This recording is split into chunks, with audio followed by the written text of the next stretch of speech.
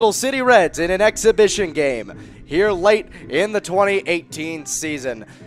Hello everybody, I'm Brandon Ross. Thank you for joining us as the Flames get ready to take on an exhibition matchup ahead of the second half of the NYCBL season. Let's give you the starting lineup for the visiting Capital City Reds. Leading off playing shortstop Brian Hill. Batting second in left field is Jack Slavin.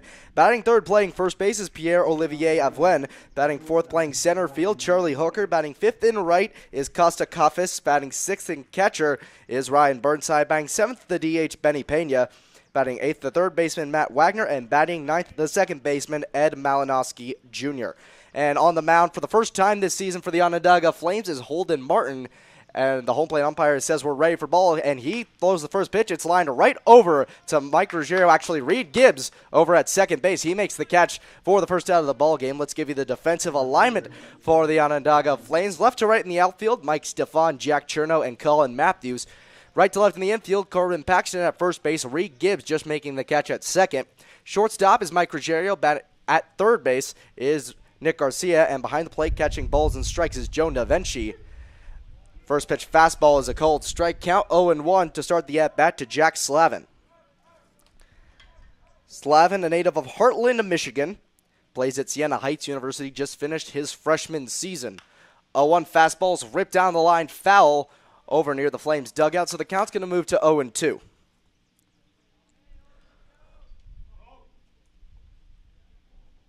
Holden Martin, one of the many late additions to the Flames roster here late in the season, as the Onondaga Flames are trying to get back after losing a few players to injury. Jake Griffin no longer with the team, neither is Gabe Golob, so they need some healing in the bullpen. An 0-2 fastball here from Marshall Wynn, misses way high and outside.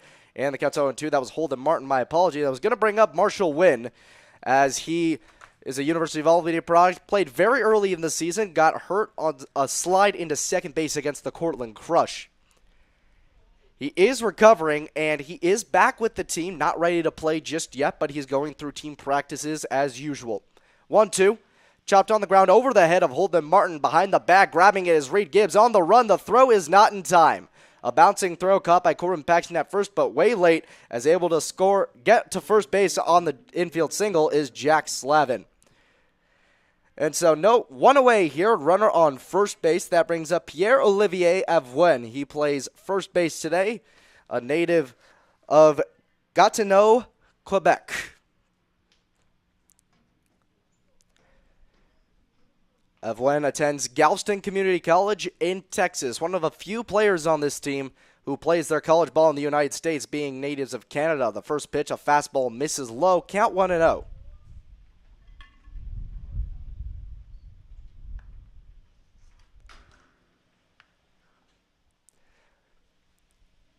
It's Slavin with the lead off of first base, middle infield, and double play depth.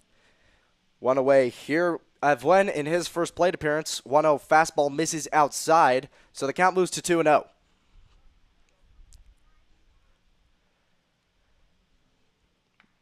More about Holden Martin in his first appearance, a right-hander, a native of Petrolia, Pennsylvania. Product of Muskingum University in Ohio. Not too far from Lake Erie College, which produces a couple of Flames. The 2-0 is in the dirt. Wild gets past Joe Navenchi, and moving up to second base on the wild pitch is Jack Slavin. So now a runner in scoring position early on for the Reds against the Flames with only one away. And not the best start for Holden Martin to his Flames career. He's trying to gather things together. More about Holden Martin. He's not a powerful pitcher there on the mound, only 5'10", 170 pounds. He's mostly a middle infielder back at school. He made a few pitching appearances this past season, but mostly a reliable middle infielder. The 3-0 misses in the dirt outside, ball 4, so Avuen gets on easy here. Now runners on first and second with one away. That brings up the cleanup hitter, Chuck Hooker. He is probably the best player on this team, a native of Warrington, Pennsylvania, a graduate of Alderson Broaddus University in Philippi, West Virginia. This is a U22 team, the Capital City Reds are, so they can have a large diversity of age groups here. And the first pitch, a fastball misses high, counts 1-0. And so Hooker still being within the age limit, playing for this team here, despite having a college degree already in business management with a minor in environmental science. Martin looks back at second, the 1-0. Fastball, cold strike on the lower third, so the count moves to even at 1-1. Holden Martin in a bit of a pickle here early with runners on first and second behind him, only one away in the top of the first. He's got a 1-1 count on Charlie Hooker. The pitch is skied high right side, shallow outfield, drifting back under that one on the tip of the outfield grass is Corbin Paxton making the catch for the second out. So a painless out there. Now 2 runners on, 2 away for number 15, Costa Kafis. And he has a chance to drive in a run here. A runner in scoring position, first and second, 2 away. And Kafis, a native of Brampton, Ontario, trying to get something done here. Kafis, yet another product of Alderson Broaddus University. As Holden Martin looks back at second, the pitch is ripped into right field and deep. Drifting back on that one is Colin Matthews, and that one gets bounced over the wall. A ground rule double, and the Capital City Reds are ahead 1-0 as runner moves up to second and third. Coming around to score on that one was Jack Slevin. Avlen went home, but he didn't realize the ball had gone over the fence. So now it's second and third with a 1-0 lead for the Reds here with 2 away. Certainly not the way the Flames wanted to start this one. Thought to be a game to get back in the rhythm against a relatively, objectively weaker opponent. And now they trail here in the top of the first inning. 2 away, 2 in scoring position. That brings up Ryan Burnside, who just joined the team today. He's a second-year player for this ball club, but he just joined them today. This is his first appearance for the Reds. First pitch, a fastball misses high and inside, counts 1-0. Goff has brought in a run to give the Reds a 1-0 lead. A chance for 2 more with 2 in scoring position for Ryan Burnside. The left-handed batter against the righty Martin. Fastball misses outside, so the count moves to 2 balls and no strikes. Still in a pickle here, Holden Martin trying to navigate his way out of the first half inning of the entire season. 2-0. Inside, so the count moves to 3 balls and no strikes. Excuse me, the count's 2 balls and 1 strike. Don't know where the strike was, but anyway, 2-1 count here to Ryan Burnside. Holden Martin trying to escape the jam. 2 in scoring position, 2 away. 2-1 skied high again to the right side. That one getting into foul territory. Running under that one is Corbin Paxton taking a few steps to his left and making the catch to retire the side. The Reds get a run in the top half of the first and heading into the bottom 1. Reds out to an early 1-0 lead.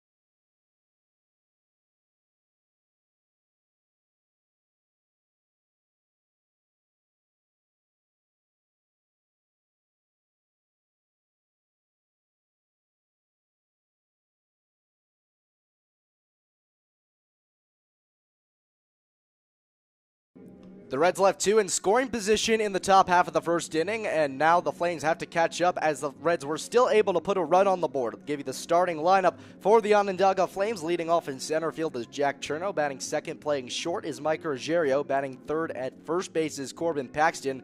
Batting fourth in right field is Colin Matthews. Batting fifth in left field is Mike Stefan. Batting sixth at third base, Nick Garcia. Batting seventh, the designated hitter, Jake Evans. Batting eighth, second baseman, Reed Gibbs. And batting ninth is the catcher, Joe Navenchi. And on the mound for the Capital City Reds, it's Troy Clark out of Carleton University as Jack Chernow gets ready to step up to the batter's box. Clark is a native of Ontario. Played a little bit this past season. They don't play that much up in Canada. A short fall season of about 20 games. Regular season going September through October, and a short playoff in November. So Clark to his name, 6 games, a 4-2 record, 2.33 ERA in 30 innings pitched after his freshman season at Carleton University. Up to bat now, Jack Chernow, who's playing center field today, plays a little bit middle infield as well. First pitch to him, a fastball that misses low, and Chernow ahead of the count 1-0. Chernow, one of the best hitters on this ball club, hitting close to 300, has been a great consistent hitter all year for the club. The 1-0 fastball catches the outside corner of the zone, and the count evens up at a ball and a strike. Third baseman playing shaded in, toes on the infield grass. 1-1. Fastball misses outside, so 2 balls and a strike to Jack Chernow as he's trying to get something going here. The Flames down 1-0. Working from the windup, Clark deals the 2-1. Breaking ball in the dirt, goes about 59 feet, going a foot in front of the plate, and the count moves to 3 balls and a strike.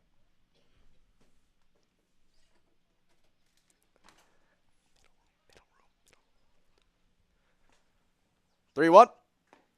Fastball catches the outside corner, so the count moves to full at 3-2. Jack Chernow, still a chance here, but now a full count as Troy Clark trying to get something done here to get Chernow back in the dugout. 3-2. Fastball catches the outside corner. Chernow did not like the call, talking to the umpire about it, and he'll go back to the dugout as a strikeout to lead off the ball game, and Mike Ruggiero coming up to bat second.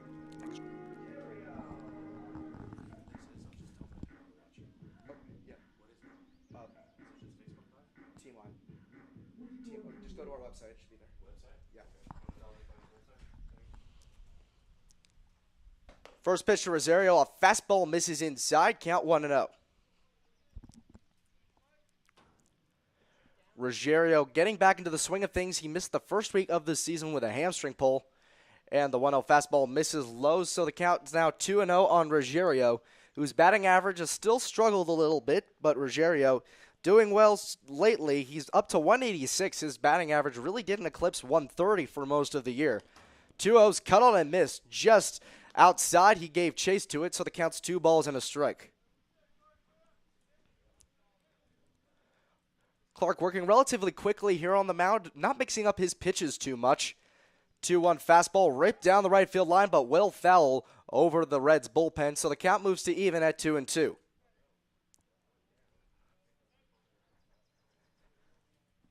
Ruggiero playing shortstop today, actually pitched a couple innings against the Rome Generals back on Sunday in the 8-0 loss on the road at Larry DeLutis Field. The 2-2 pitch is cut on and missed on the outside corner, and so Ruggiero goes down on strikes. 2 strikeouts and 2 batters for Troy Clark, and now Corbin Paxton with a chance to salvage the inning here. 2 away, still a 1-0 Reds lead. Flames have gone down 1-2 on a pair of strikeouts. Paxton a chance to do something here. Paxton, not the best hitter on this ball club, hitting about 170 on the year. He does have a home run to his name, though, that coming on the road against the Sherrill Silversmiths last Monday.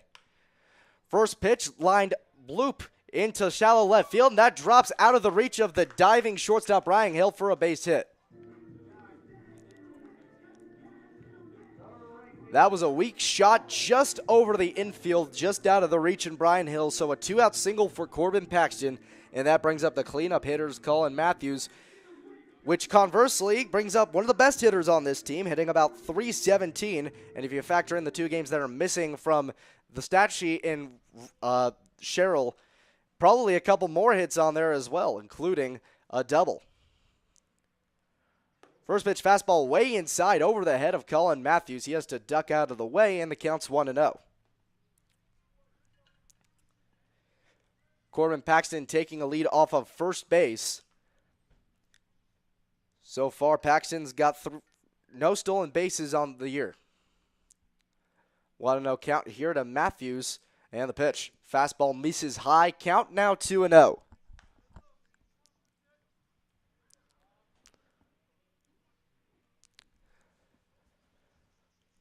Clark steps off the mound for a brief moment. Middle infield playing back, 2-out depth for everyone in the outfield. Bigger lead for Corbin Paxton over at first, 2 away. And Clark working with a 2-0 count, working out of the stretch. Takes a while, and Colin Matthews calls time at home plate. Gathers his bearings as the Flames trying to get out of the shade of their 2-game losing streak. Coming into this one, had a tough loss against the Syracuse Saltcats on Saturday and got shut out 8-0 against the Rome Generals on Sunday. 2-0. Fastball's cut on and missed. That one just caught the top third of the plate, but Colin Matthews couldn't get around on it. So the count moves to 2-1, and Matthews in less of a hitter's count here, but he still has the advantage. Clark peeks over to Paxton, leading off of first base, 2 away. A pickoff attempt, nothing doing. Corbin Paxton gets dirty and gets back in safely. Clark takes another moment, steps back onto the mound. A 2-1 count here to Colin Matthews. Matthews trying to get the Flames back in this one as they're trailing 1-0 in just the first inning of this exhibition. 2-1. Fastball cut on and missed. That one a little bit above the zone. He gave chase. And the count's evened up at 2 balls and 2 strikes. The Flames have not been very good at managing their counts today so far. And Troy Clark on the verge of getting his 3rd strikeout of the inning. Another big lead for Corbin Paxton at first base. Again, no stolen bases on the year. 2-2 fastball misses inside, so the count moves to full at 3-2. It's the second full count of the inning. First time ended up striking out Jack Cherno on strikes as he watched strike 3 sail by on the outside corner.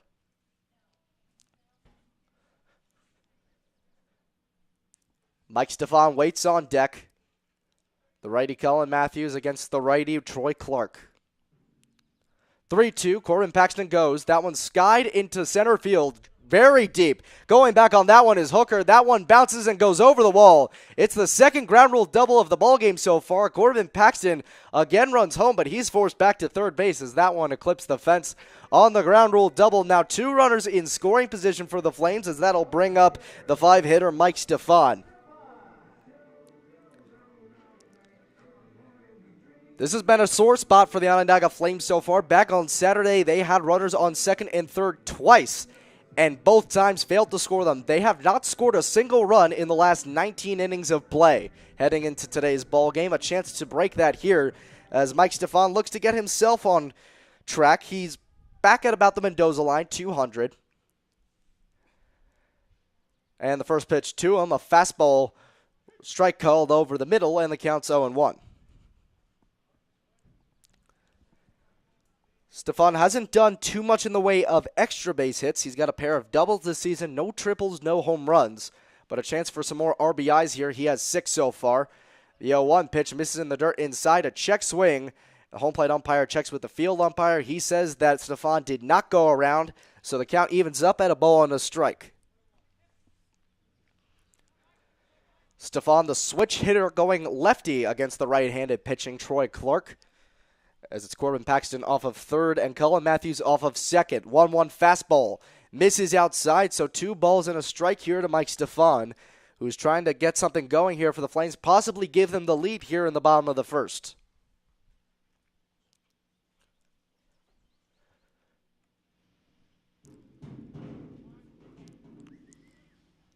With Stefan Hang from the left side, second baseman Malinowski playing in shallow right field as the 2-1 misses in the dirt, and the count's 3 balls and a strike, and Clark's in danger of loading the bases with a walk. Nick Garcia, an NYCBL All-Star, waits on deck should the inning continue. A 3-1 count here to Mike Stefan. 2 runners in scoring position. Troy Clark winds from the stretch and deals. Fastball misses inside, ball 4, so the bases are now loaded for the Flames as Nick Garcia with a chance to blow this game wide open.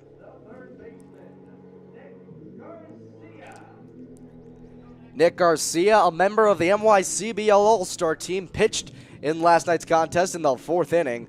Set down the side 1-2-3, was clocked between 89 and 91 miles an hour. Not bad for a guy out of a D3 school of Chapman University in California. He's also played a little bit in the field, plays a bit of third base. He's playing there today. And the first pitch is chopped foul off the foot of Nick Garcia, and so the count is easy 0-1 to begin this at-bat. Let's give you the defensive alignment for the Capital City Reds here. From left to right in the outfield, it's Jack Slavin, Chuck Hooker, and Costa Kafis. From right to left in the infield, Pierre-Olivier Avlen playing first base, Ed Malinowski Jr. playing second, Brian Hill at third, Matt Wagner at third, Brian Hill at shortstop, Matt Wagner at third base. Ryan Burnside is behind the plate catching balls and strikes for Troy Clark. Still a 0-1 count here in Nick Garcia. A chance to blow the game open with the bases loaded and 2 away with the Flames down 1-0 in the bottom of the first. Runners with big leads. The 0-1 misses in the dirt and inside. So the count evens up at a ball and a strike to Nick Garcia.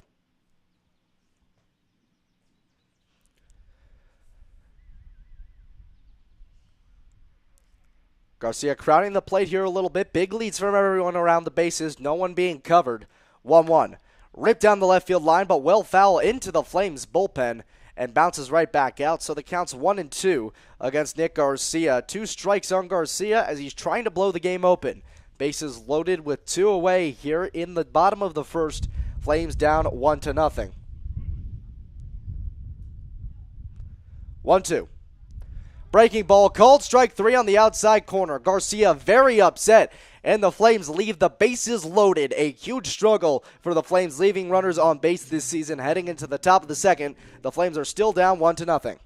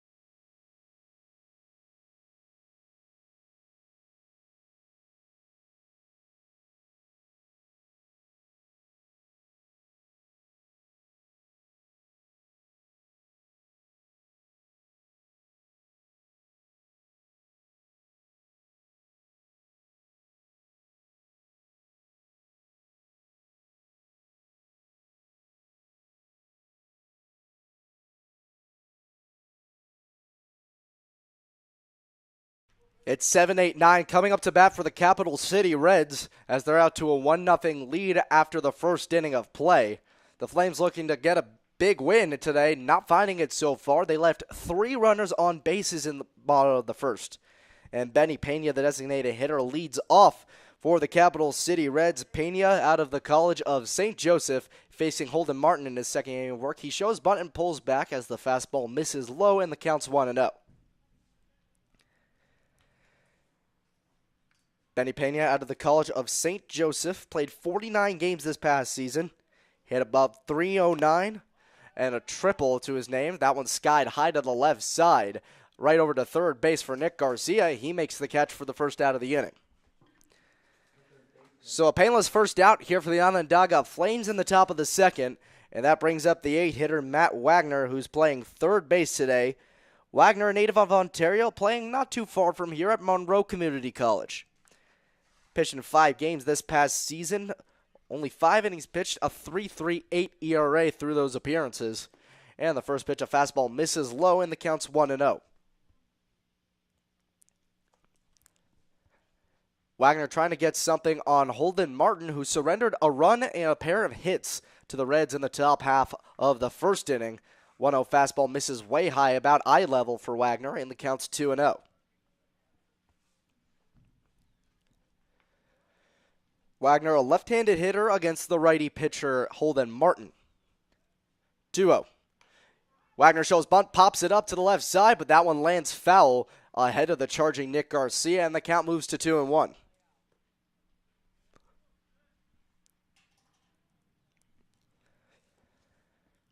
At Monroe Community College last season, Wagner was known to be a speedster, hitting .288, but stealing 22 bases in 27 attempts, legging out 8 extra base hits, including a pair of triples. Ended up coming around to score 33 times in the last campaign for Monroe, and the 2-1 from Martin is a breaking ball that doesn't even bite at all, and the count's 3 balls and a strike to Matt Wagner, and Holden Martin's in danger of allowing his second walk of the ball game, the first base runner of this inning. 3-1 from Wagner. Fastball's ripped out to second base. A bad glove attempt by Gibbs, but he's able to recover and shoot it over to first for the second out of the inning. Gibbs fielded that one on a bad hop, was able to swat it down, not quite get a glove on it, but able to make the play in time. So 2 away here in the top of the second inning. And that brings up the 9-hitter, Ed Malinowski Jr. Malinowski Jr., a native of Evans Mills, New York. Stepping up in the right-handed batter's box against the righty Holden Martin. Martin working from the windup with no one on base and 2 away. First pitch fastball misses inside, counts 1-0. Holden Martin allowed a run and 2 hits in the first inning, a chance to get out of this one 1-2-3. 1-0. Fastball skied high behind home plate, but well into foul territory above our heads in the press box, and the count moves to even at a ball and a strike. Malinowski playing second base today, not a towering figure, about the body fit for the position at 5'10", 165 pounds. And the 1-1 misses in the dirt, so the count moves to 2 balls and a strike on Malinowski, trying to drive in another run for the Capital City Reds as they're up 1-0, but there are no runners on base, so his goal here is to keep the inning alive and bring it back to the top of the order. The 2-1 fastball catches the outside corner, so it's an even 2-2 count here to Malinowski as he tries to keep the inning alive for Capital City. Martin working progressively quicker, working out of the windup on the mound. 2-2. Off speeds, check swinged, but fouled off the tip of the bat behind home plate, and the count stays at 2-2.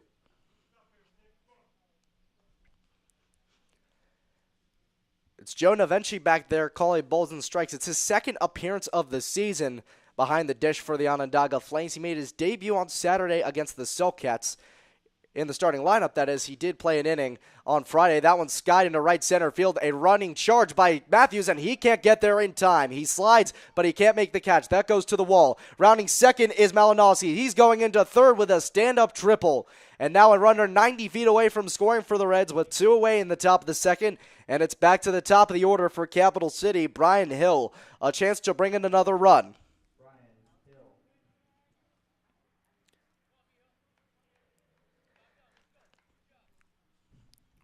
Already 2 extra base hits allowed through 2 innings for Martin on the mound, including a triple just now. And now a runner on third base with 2 away in the top of the second for Brian Hill, who lined out to short his first time up. The first pitch is a ball, and the count's 1-0.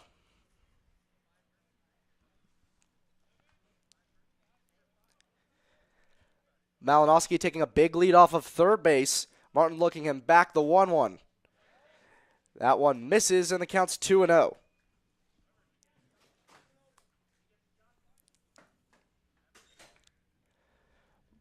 Martin trying to keep this game from getting out of hand early. 2-0. Fastball way outside. Count moves to 3 balls and no strikes. No pressure for Brian Hill to swing here, as he's already in a huge advantage. A note here, it's a 7-inning exhibition today.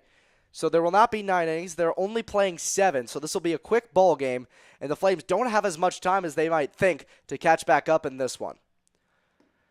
3-0 pitch misses low for ball 4, so the third walk of the ball game here, rather the second walk of the ball game here for Holden Martin, and now runners on first and third, 2 away, and that brings up Jack Slavin, who singled in his first plate appearance, and pitching coach Robert Anders going out to talk to Martin on the mound. He did not imagine his first appearance for the Flames going quite this way. He knew it was going to be a short outing, but probably not this short, as things might be done as there's action in the Flames bullpen.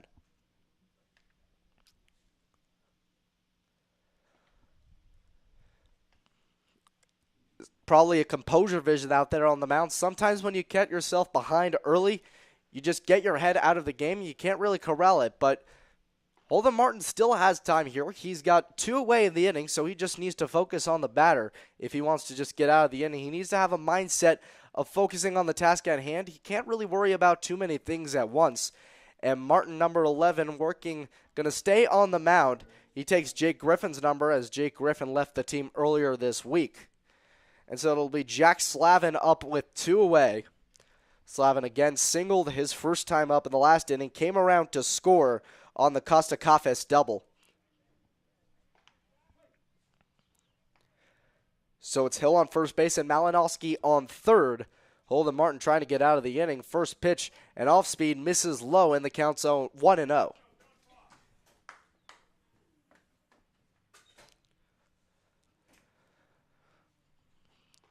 Leads off of third and first base.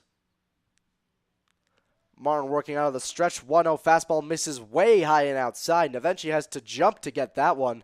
And so the count's 2-0.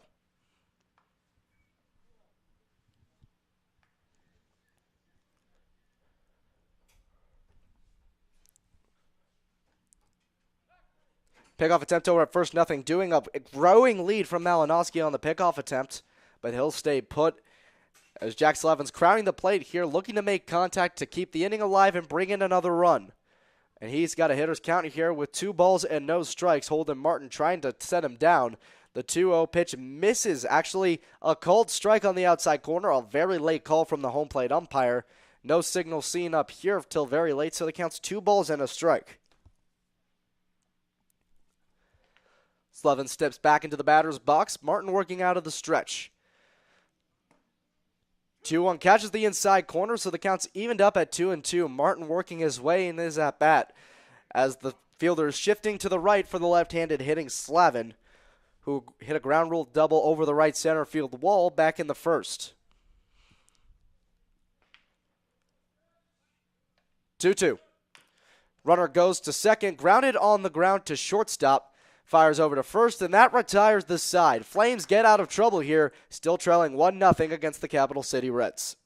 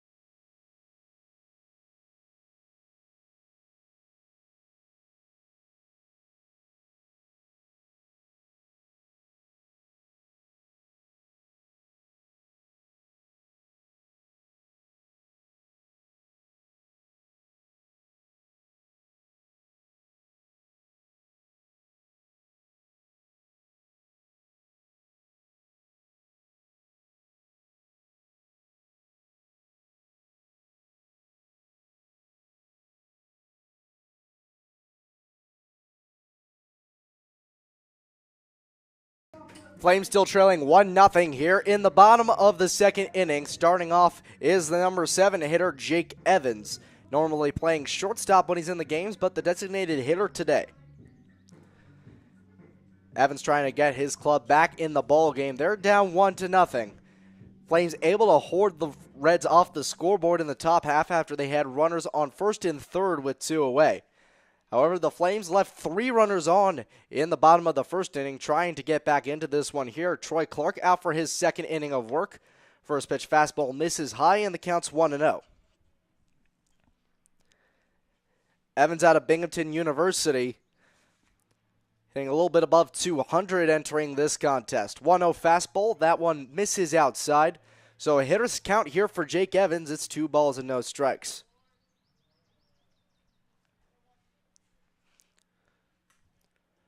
Evans has shown a superb glove over there in the field. It hasn't translated too well at the plate.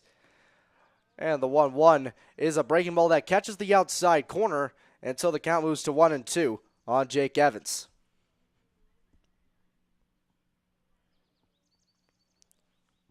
Working out of the windup, it's Troy Clark, the 1-2. Fastball misses outside, so the count's now 2 balls and 2 strikes on Jake Evans.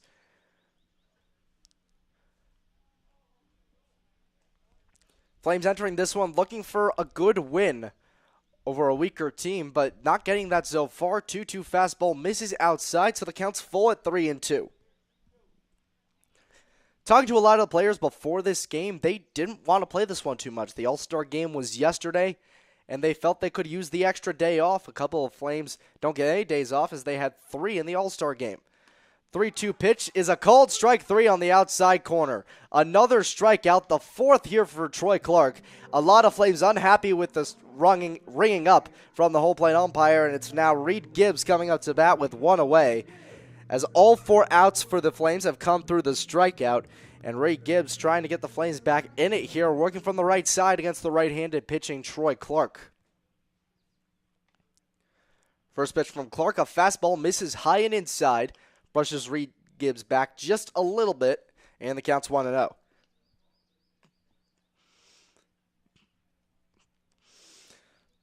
Want to know count here, Troy Clark deals. Another fastball, that one missing outside, and the count's 2 balls and no strikes. A hitter's count here for Reed Gibbs. However, the same situation presented itself to Jake Evans, and he struck out swinging. Troy Clark has shown a bit of resilience on the mound so far, the 2-0. Fastball chopped on the ground down the third base line, backhanded by the third baseman Wagner. He throws it over to first, not in time, and Reed Gibbs able to leg out the infield single. That one was a strong chopper down the line. Wagner couldn't get the throw there in time, and Gibbs is on first with a 1-out hit. Now the runner is on first base for the Flames with only 1 away, and Joe Navenchi, the 9-hitter, coming up with a chance here. He's got 1 hit on the season after making 1 start back on Saturday against the Syracuse Saltcats. Navenchi is one of 2 catchers that have been brought on late in the season, and the other catcher being another player brought in just today. Holden Martin, making his first appearance as a pickoff attempt over at first, is not in time. Holden Martin's one of the 2 players that arrived today, the other being Riley Workman, a native of Pennsylvania, and a catcher at SUNY Brockport. First pitch fastball is a called strike on the outside corner to Navenchi, and he's behind in the count, 0-1. But the Flames continue to need additional support. There are a couple more players still incoming. We'll let you know when they arrive. And the 0-1 from Clark, a fastball cut on and missed on the outside corner. Navenchi took a big hack at that one, but he couldn't get around on it. It's 0-2. Navenchi, another one of those players, came in just under a week ago. A high school senior prepared to attend Canisius College in the fall. A big lead for Reed Gibbs. He's caught off guard, but he's able to get back safely ahead of a pickoff attempt that was very close. He was taking steps towards second, and a pickoff attempt almost caught him flat-footed. Gibbs with a far more moderated lead off of first base now, the 0-2. Chopped foul behind home plate, and so the count stays at 0-2 to Navenchi.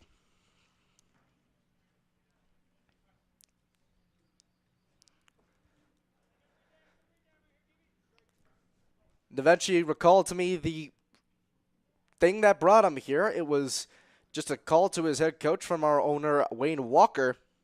And his coach called him, asked him about this opportunity if he wanted it. 0-2 misses high, it counts 1-2. Eventually, says his coach called him after Wayne Walker, our owner, called the coach and said, this opportunity's open. It's a couple hours from where you live. You want it. And eventually jumped on board. Gibbs goes, and the pitch is skied high, foul out of play. Until the count stays at 1-2.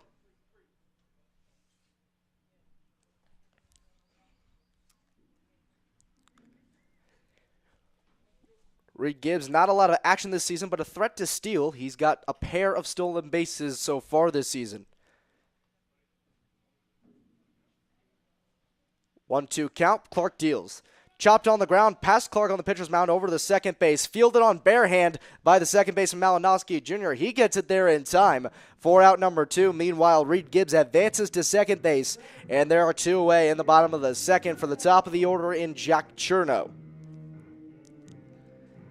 So it's the first out the Flames have gotten down so far today. That hasn't come via the strikeout. Troy Clark still has 4 today, and Jack Cherno, the first of those strikeout victims. It'll be Cherno, the lefty, against the right-hander Troy Clark. As it's Reed Gibbs leading off of second base, another runner in scoring position for the Onondaga Flames. Certainly not wanting to leave someone stranded again, as Ryan Burnside, the catcher, calls time and goes out to meet with Clark on the mound. Cherno trying to get something going here as the Flames are down 1-0 in the bottom of the second of a shortened contest here, as this is only a 7-inning exhibition.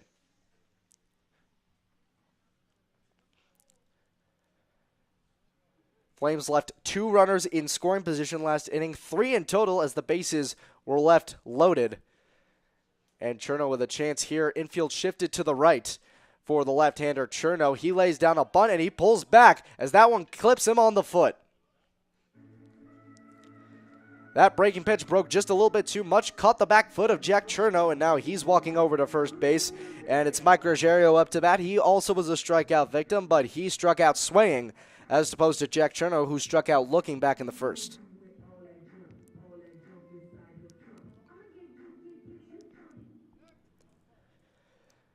Ruggiero with a chance here. 2 runners on, 2 away for the Flames. They're trailing 1-0 in the bottom of the second. Troy Clark trying to avoid any further damage on the mound to his Capital City Reds.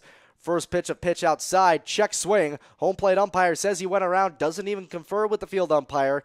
And so Ruggiero's behind in the count, 0-1. Middle infield playing close to the back, keeping Reed Gibbs close. Cherno more of a speed threat, but Gibbs the runner ahead. 0-1 count, covering second base is the shortstop Brian Hill, and time is called at the plate as there's a long time out there. So still 2 away here in the bottom of the second. Mike Ruggiero up to bat, a right-handed hitter against the righty Clark with a chance to blow this game open. 0-1. Fouled straight back to the net behind home plate, and he's in a 0-2 hole here.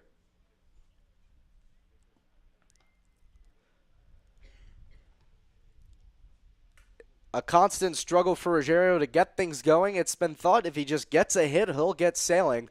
And that hasn't happened yet. He's had some sporadic hits, but nothing's got him going consistently so far. He struck out swinging in the first inning. Let's see if he could do anything different here with 2 runners on base and 2 away. 0-2. Breaking ball misses outside. Ruggiero thought about it, but was able to hold back, and the count's 1 ball and 2 strikes.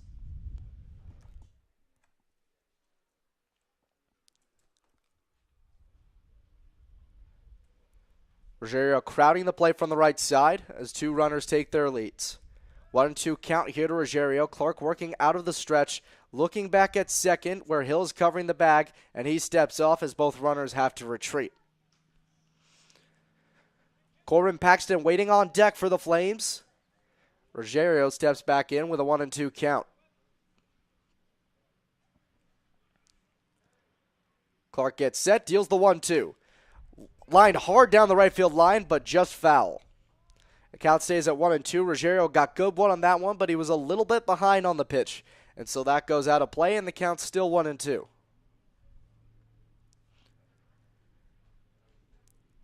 Meanwhile, the Saltcats play the Capital City Reds once the Onondaga Flames are done. and they're starting to arrive in droves. The 1-2. A breaking pitch misses just outside. Troy Clark was already walking off the mound back to the dugout after that pitch, but that one's called outside, so it's an even 2-2 count here.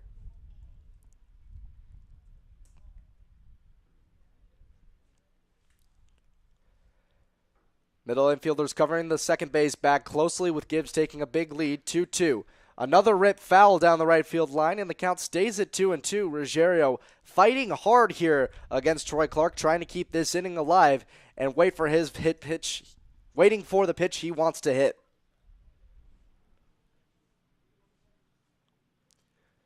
Two on, two out. Flames trailing 1-0. Catcher calls time behind home plate. The home plate umpire appeases. And a quick break there for the catcher to adjust his mask as both runners taking their lead off of first and second base yet again. Gibbs and Cherno trying to get a big jump here. 2-2. Ripped up the middle. A stop by the shortstop Brian Hill. The flip over to second base is in time. A fielder's choice retires the side. A 6-4 putout. And heading into the top of the third, the Flames are still down 1-0.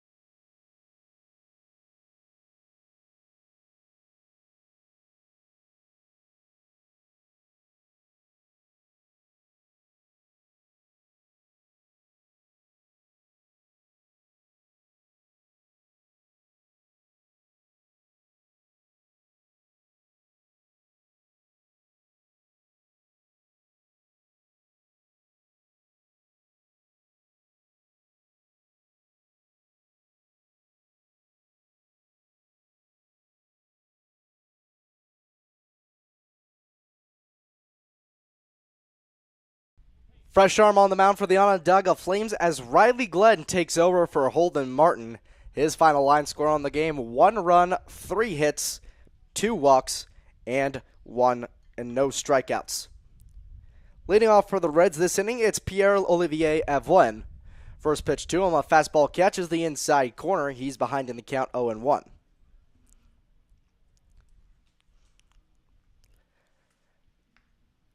Avoine makes quite the leap for college, a native of Quebec.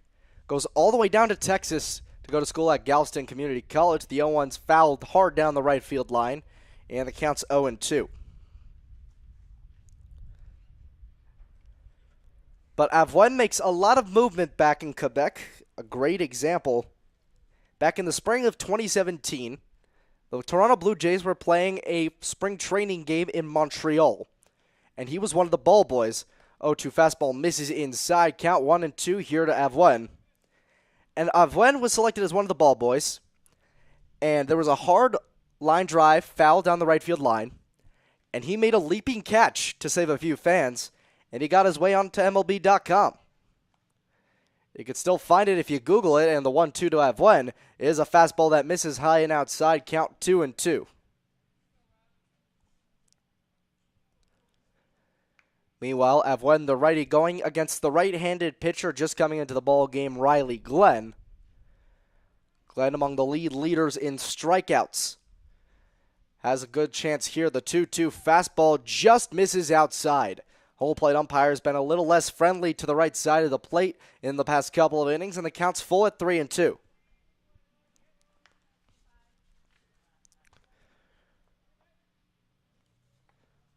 Bases empty here with nobody out in the top of the third inning. Reds still have a 1-0 lead, trying to expand it here. The 3-2 is skied foul to the right side, out of play. And so still a full count here to Avwen as Glenn trying to get the first out of the inning and his first out of the ballgame. Glenn second in the league in strikeout, trailing only Maxwell Bain of the Syracuse Sulcats. Glenn has 34 entering today's matchup. 3-2. Fastball misses inside, ball 4.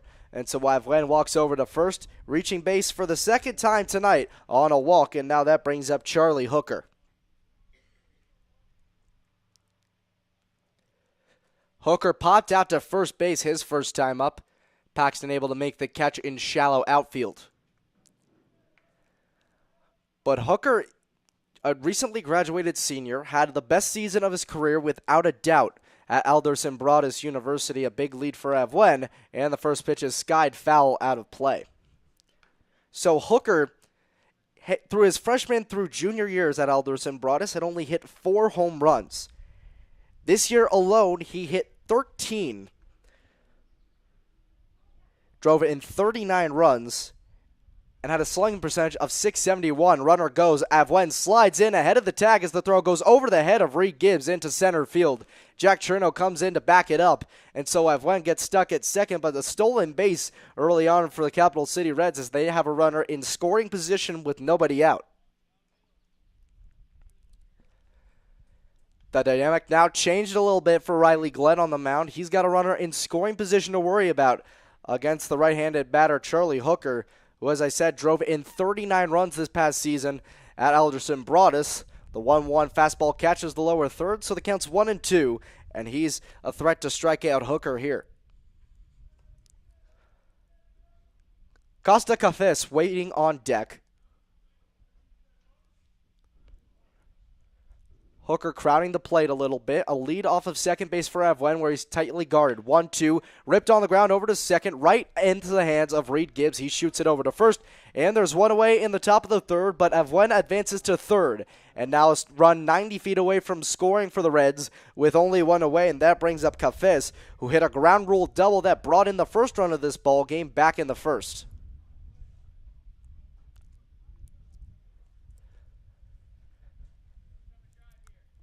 Cafés, another player out of Alderson Broaddus University, didn't play nearly as well as Hooker did in the spring, but clearly a different player here in the summer, jumping on every ball, including that ground rule double that brought in the run in the first inning.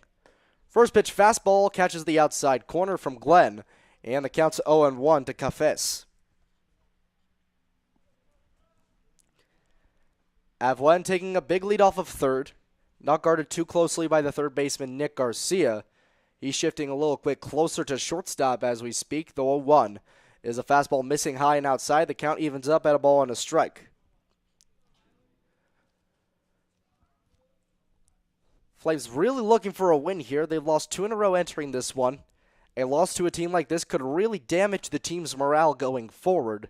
But still 4 innings to work with for the Flames after this one, as that pitch hits Costa Cafés right in the letters on his back end. He's walking over to first base.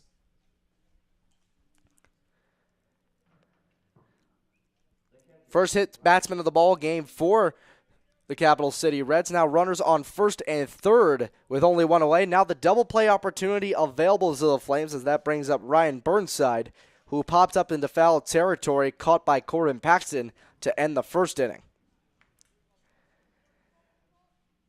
And so Cafés leading off of first base. Glenn working out of the stretch. First pitch fastball catches the outside corner, and he's ahead of Ryan Burnside, who's in the left-handed batter's box against the righty Glenn, and the count's 0-1.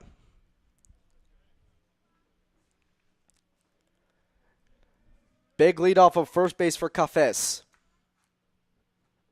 0-1.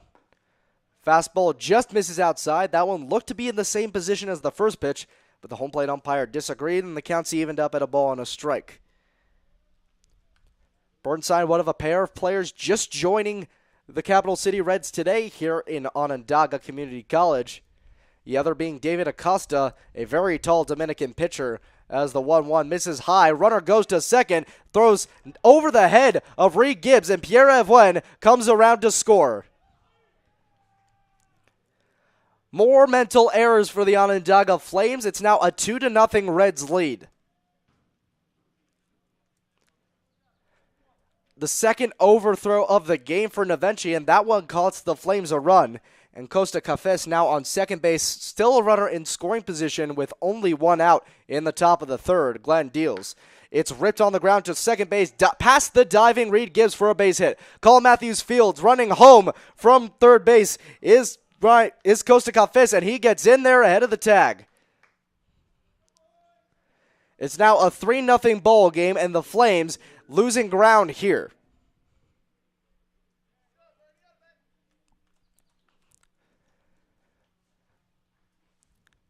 For the Onondaga Flames, this is the farthest thing from what they were looking for. A lot of players didn't even want to play this game. Now they're losing to a team that objectively has less talent. And so Benny Pena up to bat now, a runner on first base after the RBI single.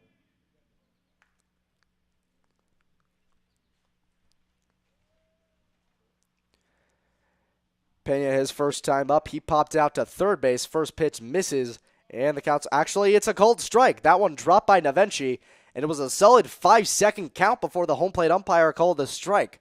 And so the count's 0-1 here to Pena. Still only one away, but a double play opportunity available to the Flames. Short lead from Burnside over at first base. A pickoff attempt is no good, and he gets back in there safely.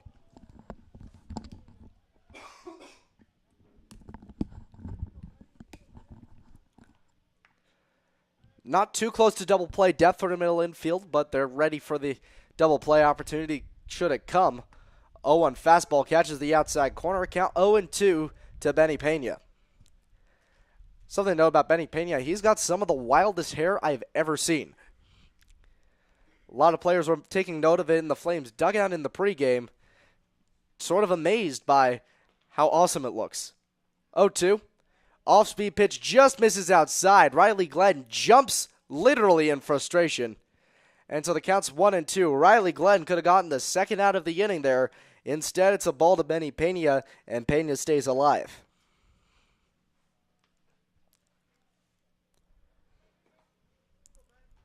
One-two. Breaking pitch in the dirt, going only about 55 feet. Eventually able to keep it in front of him, but the count's evened up at 2-2 to Benny Pena.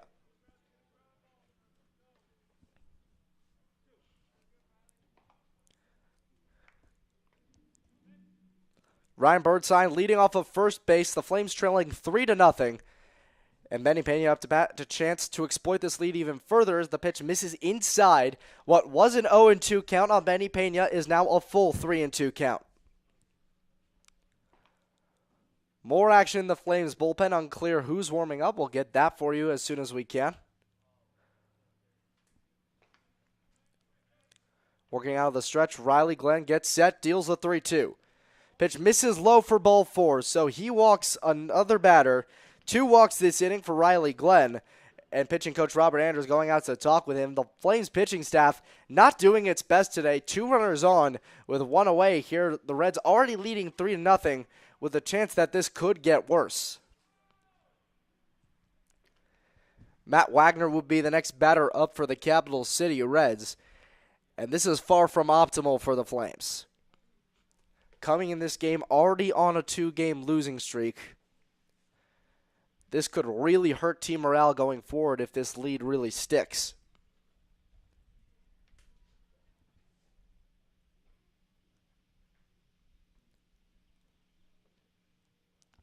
Glenn will stay out there for the time being.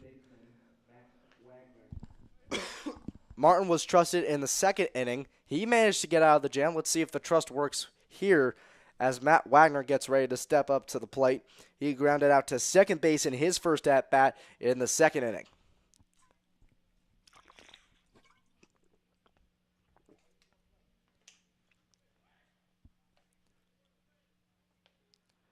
Now, I'm not sure if they're New Jersey assignments, but from the looks of it, It's A.J. DiFilippo in the bullpen. Fastball misses outside. The throw down to second on a back pick attempt is not in time. A very close attempt at a back pick by Joe Navenchi. And the count's 1-0 to start the at-bat to Matt Wagner with only one away and 2 runners on base. So again, not sure exactly what the deal is. It could be Chris Burnett. I can't positively say, but I think I see a number 12 on the mound. Fastball misses outside, counts 2-0 to Wagner. And so 2 runners on, still 2-0 count, 1 out in the top of the 3rd inning. 2-0 fastball misses outside, 3 balls and no strikes to Matt Wagner.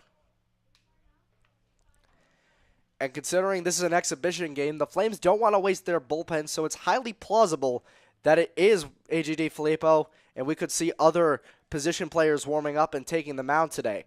3-0 fastball misses outside. That one's been called a strike today for certain, and the bases are now loaded with only 1 away for the 9-hitter Ed Malinowski, who hit a triple in his first at-bat. A very dangerous spot for the Flames, a guy who went around almost all the bases, ended up with a stand-up triple in the second with the bases loaded and only 1 away.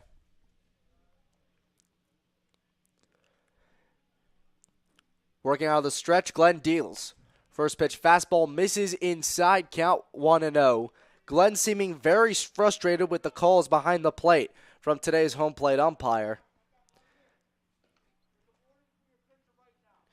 Riley Glenn showing his displeasure. He's getting a warning from the home plate umpire.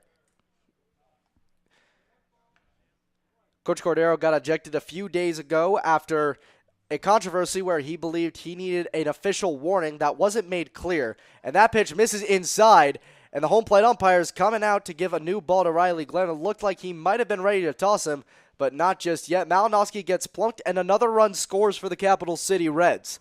And it's 4-0 Reds in the top of the 3rd inning. This getting out of hand early here for the Flames. And now that'll bring up the top of the order in Brian Hill.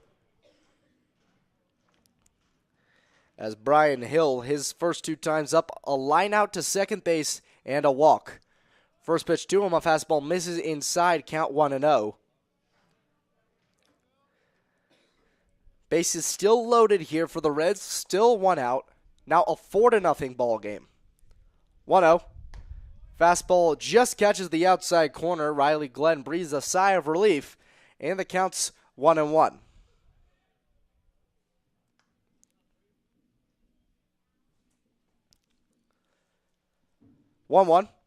Fastball right over the middle, a called strike, and the count's 1-2 here to Hill.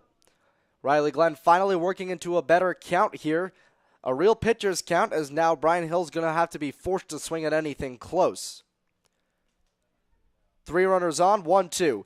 Skied into right center field, running back to get that one is Jack Cherno. He makes a running over the shoulder catch. Runners will tag up from second and third. Benny Pena is going to score. Advancing to third is Matt Wagner. It's a sacrifice fly for Brian Hill, and the lead's 5-0 for the Capital City Reds, but now 2 away in the top of the 3rd inning for Jack Slavin, as he'll be the 9th batter of this inning for the Reds.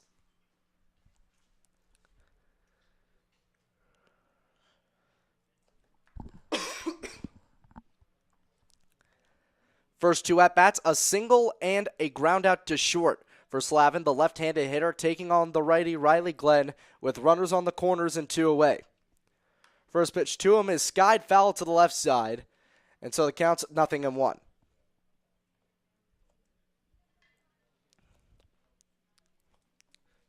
Jack Cherno making that running catch in center field, has shown off a stellar glove so far this season out there. He's also played a little bit of middle infield. He started the season there, but eventually became mostly an everyday outfielder. 0-1 runner goes from first. The throw down to second is not in time. The throw home at the plate is in time. And gunned down trying to take home is Matt Wagner. And that'll retire the side, but not without plenty of damage, as it's now a 5-0 ball game here. The Reds lead the Flames heading into the bottom of the 3rd.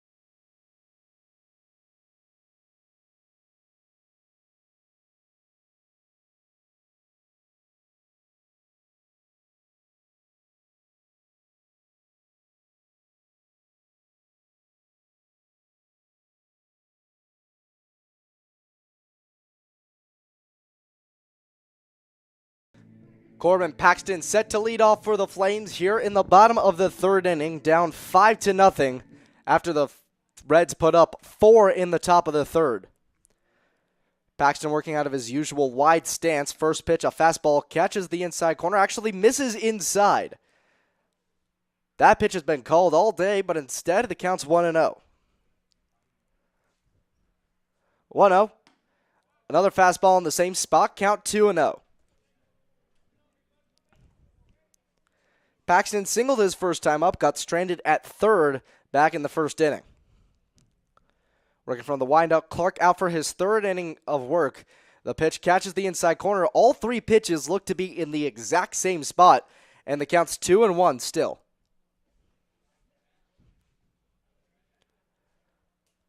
Two-one from Clark.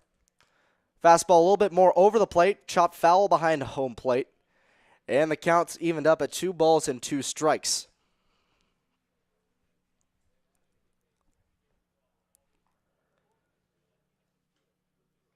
Paxton steps back into the box after a brief moment out. Waiting on deck, Colin Matthews.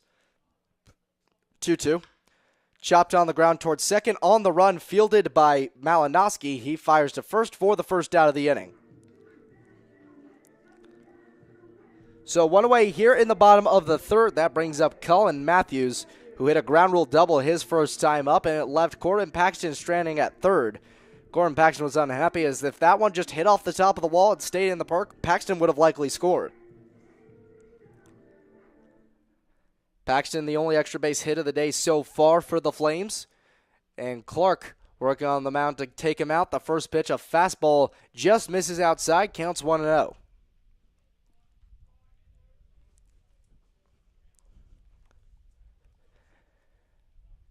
The Kent State product, Colin Matthews, certainly playing well in his task to get back into the game. The 1-0 is a called strike right over the middle, and the count evens up at 1-1. This is the first lick of baseball Colin Matthews has played in over a year and a half. 1-1 fastball misses inside, count moves to 2-1.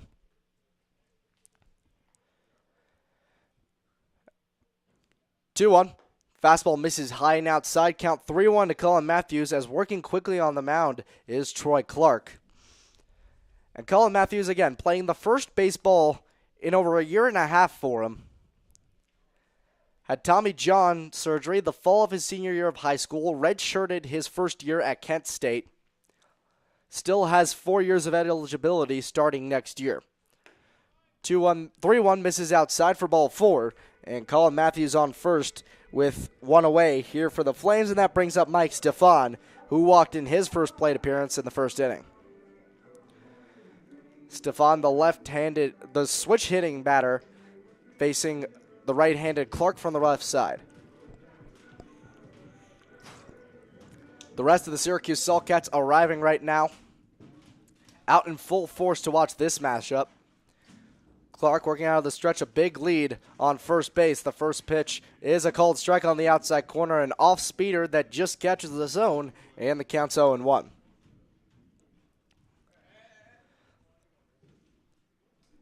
Saltcats took home a win over the Onondaga Flames back on Saturday, as a picked-off attempt at first is not in time.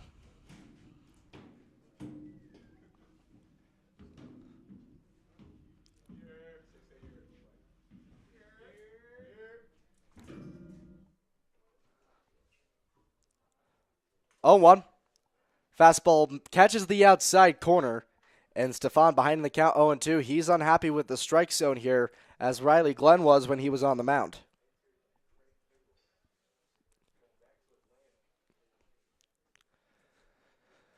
Short lead at first base for Colin Matthews. Clark working out of the stretch with the runner on base. 0-2 is chopped on the ground towards third. Fielded shoot over to second. Fires over to first. Not in time. So fielder's choice gets another out for the Reds in the field. So 2 away. But able to beat out the throw to first is Mike Stefan. A fielder's choice and a reach on base. So 2 away. 1 runner on for Nick Garcia.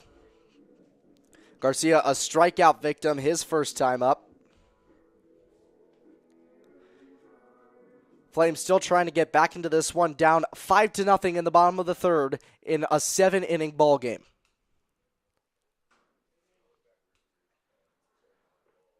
First pitch fastball misses high and outside to Garcia. Count 1-0.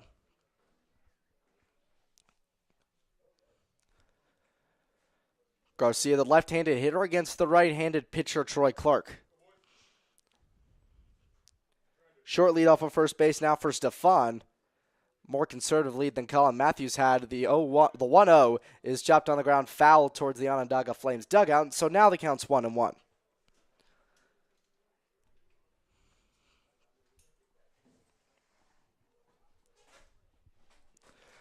Some action in the Reds bullpen starting up. Troy Clark, in his third inning of work against the Onondaga Flames, has yet to surrender a run. 1-1 pitch is cut on and missed. That one in the dirt. The throw down is not in time as Mike Stefan advances on the dirt ball.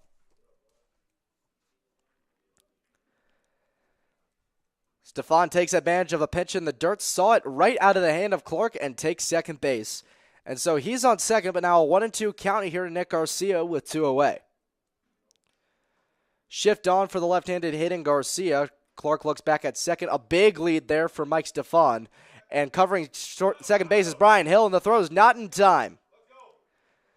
The throw may have beaten Stefan back to the back, but the tag wasn't made in time. And so he's still on second base with 2 away as the Flames trail 5-0 in the bottom of the third.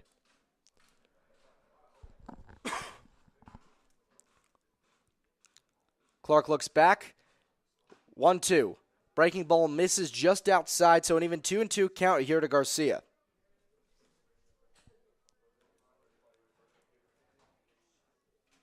Second baseman Malinowski Jr. playing in shallow right field. 2-2 pitch misses inside, and the home plate umpire rules that it catches the elbow guard of Nick Garcia, so he's walking to first base. It's almost a blessing in disguise for the Capital City Reds as Jake Evans coming up to bat now. Nick Garcia, a much bigger threat for a big hit, but instead it's Jake Evans, who struck out his first time up, hasn't been one for extra base hits so far this year. Now 2 runners on for the Flames with 2 away in the bottom of the third inning, trailing by 5 runs. The Flames have left 5 runners on base through the first 2 innings, trying not to leave 7 here. First pitch fastball misses high, count 1-0. Jake Evans worked to a full count last time, but ended up striking out looking. Clark looks back, 1-0. Ripped down the right side, falls through for a base hit. Coming around third, trying to score is Mike Stefan. The throw in is not in time. It's cut off at second base by Malinowski Jr., and the Flames have their first run of the ball game. It's 5-1.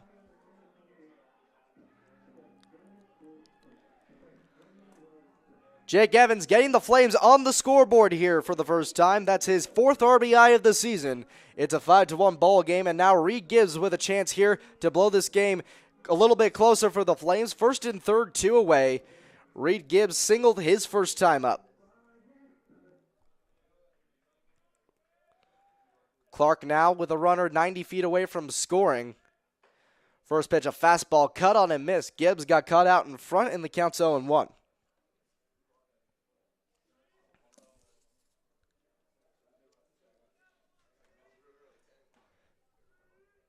Clark on the mound trying to protect the lead for the Reds. It's now 5-1 after the RBI single from Jake Evans.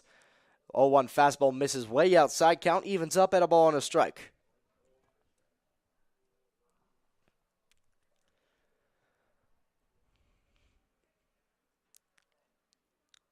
Clark doing well so far. Only 1 earned run after getting a lot of runners into scoring position. 4 hits in his 3rd inning of work, trying to get out of it here. Another jam for the righty from Carleton University. The pass ball misses outside, and so the count's 2 balls and a strike. And Ryan Burnside, the catcher, going out to converse with Troy Clark, a little bit rattled after that RBI single.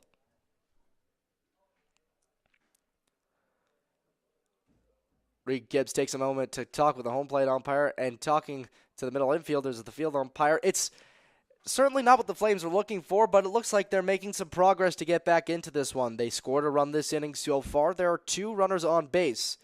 Not the best hitter up for the Flames. Reed Gibbs still hitting below 200 on the year, but still a great chance for him to turn things around here with the Flames down by 4 in the bottom of the third. So everyone's back in position. A 2-1 count here to Reed Gibbs. Clark looking out of the stretch. He deals. A fastball misses outside, so 3 balls and a strike here to Gibbs.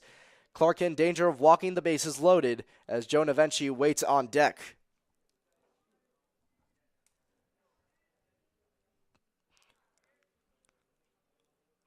Clark gets set. 3-1 count here to Gibbs. He deals. A fastball in the dirt outside for ball 4. And so Troy Clark has walked the bases loaded, and the Flames have the bases loaded for the second time today. The last time they left all runners stranded as Nick Garcia struck out looking, and the head coach coming out for the Capital City Reds. This might do it for the day for Troy Clark, as action was going on in the Reds bullpen.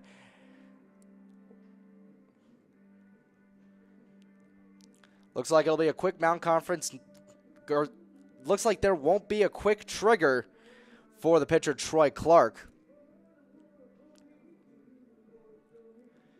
As the runners on base go over to third base to converse with third base coach right now, David Dennis. And so Clark's going to get left in there. Bases loaded, 2 away for the Flames. Tying run coming up to the plate in Joe Navenchi. Navenchi grounded out to second base his first time up. He had to take off all of his knee pads as he's a catcher. And so he wears those off to the batter's box, takes them off when he's ready to get up to bat.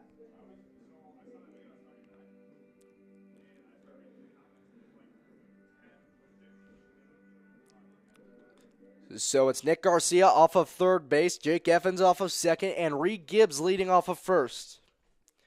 Righty-righty matchup here between Joe Navenchi and Troy Clark. First pitch, a fastball right over the middle for a called strike. Navenchi behind in the count, 0-1.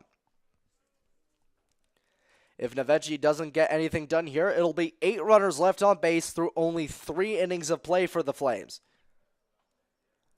0-1. Breaking ball way in the dirt. That one couldn't have gone more than 50 feet. The count's evened up at a ball and a strike. Troy Clark's curveball hasn't worked for him so far today, but his fastball has been doing the trick just enough. Still a 4-run lead for the Reds.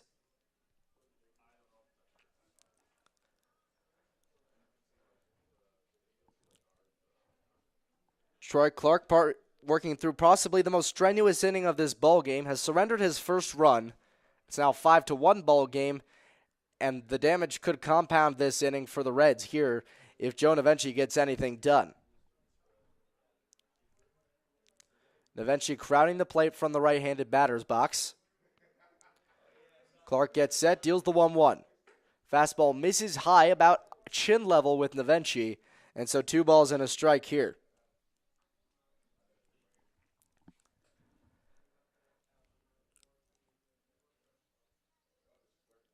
Two-1 to Navenchi. Fastball misses high and outside, 3-1 count. Clark in danger of walking in a run for the Flames. It's currently a 5-1 Capital City Reds lead. It could be 5-2 if another ball gets thrown by Troy Clark here. He has to think about giving Joe Navenchi a pitch to hit. 3-1. Fastball catches the outside corner. Navenchi knew that one. He wasn't going to contest it. It's a full count. Bases loaded, 2 away. All the runners are going to go on this pitch. It's Nick Garcia on third, Jake Evans on second, and Reed Gibbs on first. All the runners go. The pitch is fouled back behind home plate. Count's going to stay full at 3-2. A bit anticlimactic there, but it's still a 3-2 count. Tension still high in this inning. Clark trying to get out of the bases loaded jam for the second time today.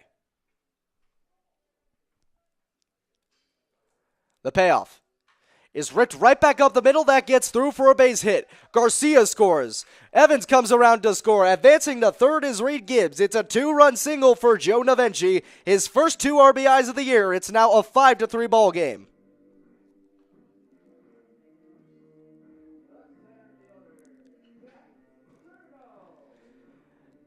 How about that? One swing in the back gets the Flames way closer into this game.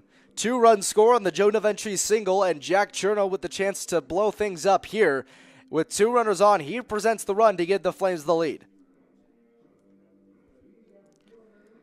So it's Joe Navenchi on first after the 2-run single, And off at third base, it's Reed Gibbs. Troy Clark has given up 3 runs this inning. Cherno lays down a bunt, but it goes foul behind home plate. And the count's 0-1. Coming around home plate is the second baseman running in from third, Reed Gibbs. And he's going to have to go back to the bag at third.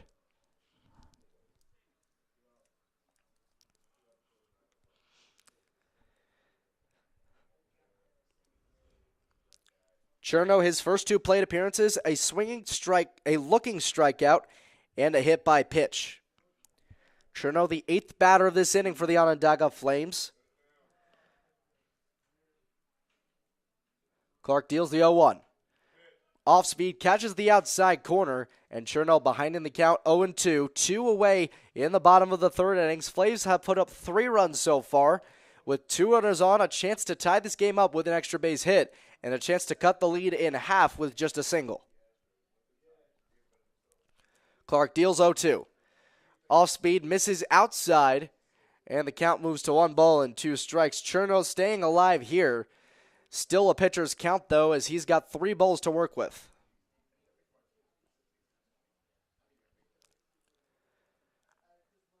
Middle infield playing a little bit in, anticipating a possible stolen base from the catcher Joe Navenchi, who's leading off of first base. 1-2.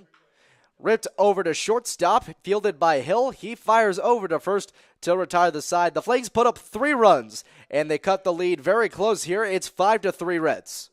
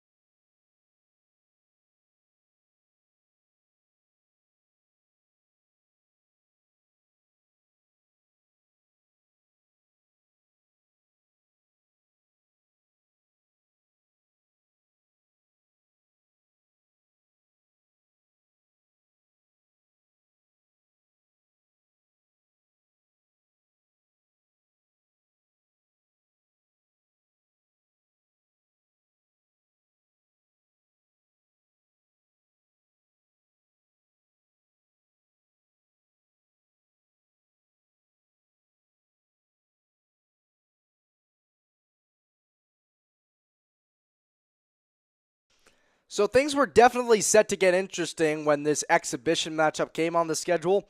And we have our first position player pitching of the ball game. It's AJ DiFilippo. So far for the Flames, only one solely designated position player has pitched more than once this season, that being Mike Ruggiero. He pitched a couple times against the Rome Generals, one coming just this past Sunday, the other in their first road matchup at Larry Jalutis Field. But now it's it's AJ DiFilippo out of Columbia University facing Jack Slavin, and the first pitch misses inside, catches him on the chest, and he'll run right over to first base. Not easy control here to start for AJ DiFilippo. And now a runner on first base with nobody out in the inning on one pitch. And that brings Pierre-Olivier Evuen back up to bat. He's walked twice so far today.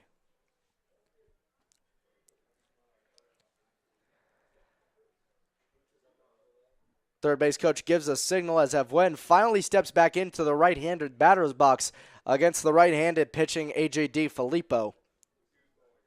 This is the first and probably the last time we'll see DiFilippo this season. Evwen shows bunt, pulls back, and that one misses high. The count's 1-0.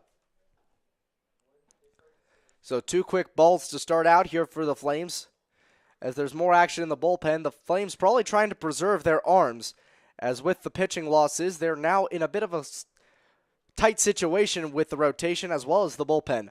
Runner goes, pitch misses high. The throw down is in time to get the running Slavin. He's gunned down at second base. There is one away here in the top of the 4th inning. And that pitch was actually a called strike, and so the count's even at a ball and a strike. So now 1-1 count here to Pierre-Olivier Evwen. A.J. DiFilippo winding up. He deals a fastball that misses outside. So a 2-1 count here to Evwen. When he was on the base paths last time, Evwen stole second base, eventually coming around to score. 2-1 fastball misses way high, and the count moves to 3-1. Not much control being shown so far from A.J. DiFilippo on the mound. Not to be surprised for a guy who's not had a lot of pitching experience. 3-1 fastball is cut on and missed, and so a full count here to Evwen as A.J. DiFilippo finally finds the strike zone.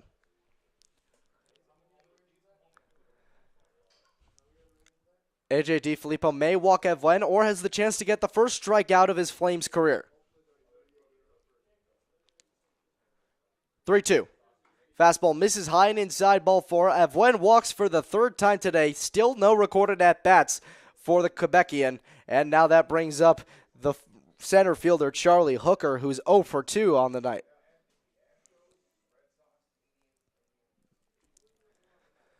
Hooker, a big bat for the Capital City Reds, hasn't made much happen. A pop out to first and a ground out to second so far. Evwen, as I mentioned, has a stolen base already today. A chance to pack on some more here. Get a runner in scoring position. The first pitch to Hooker is skied high, shallow center field. Running in on that one is Jack Cherno, and he makes the catch for the second out of the inning. So 2 outs here for the Onondaga Flames in the field. A.J. DiFilippo may be able to just escape this one without allowing a single hit or even a run. And that brings up Costa Cafés, who's 1 for 1 on the day. An RBI double back in the first, and he scored after being hit by a pitch in the third.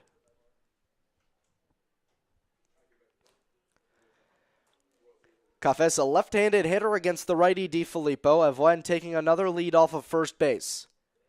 First pitch to him, a fastball, catches the outside corner. Count 0-1 here to Cafés.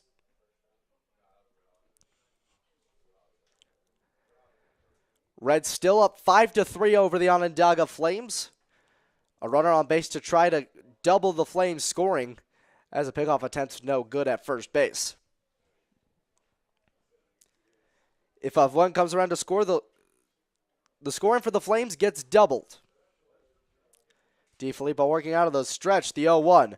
Chopped on the ground towards short, fielded on the easy hop by the shortstop Mike Ruggiero. He fires to first for the final out of the inning. A.J. DiFilippo, a hitless, runless inning for the position player on the mound. Heading into the bottom of the 4th, the Reds lead 5-3.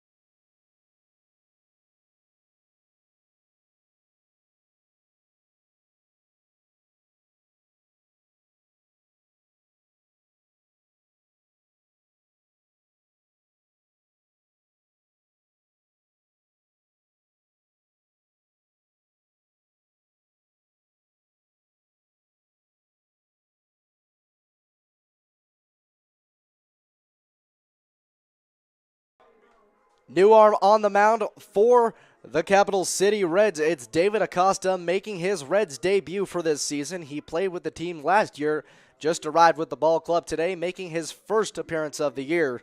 And Acosta is a big boy. That's not an understatement. 6'8", the righty on the mound. And he'll be throwing still to Ryan Burnside behind the plate as Mike Ruggiero gets set to lead off for the Onondaga Flames in the bottom of the fourth inning.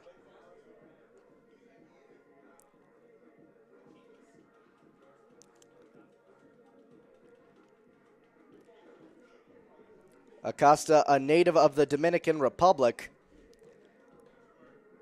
Him and Ryan Burnside were both a key part of last year's squad, but both of them arriving late this season.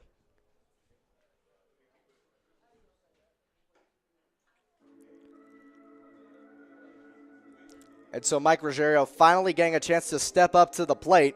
Flames able to get 8 batters through last inning.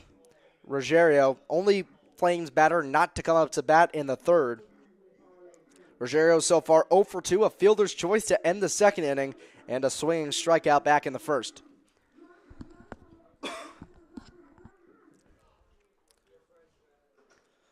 Acosta gets ready, deals the first pitch, a fastball, misses inside, and the count's 1-0. Final line score for Troy Clark, 3 runs on 5 hits. As the 1-0 is cut on and missed by Mike Ruggiero, counts evened up at a ball and a strike. As I mentioned, 3 runs, 5 hits, 2 walks, 4 strikeouts. The 1-1 is cut on a miss again by Ruggiero, and the count moves to a ball and 2 strikes.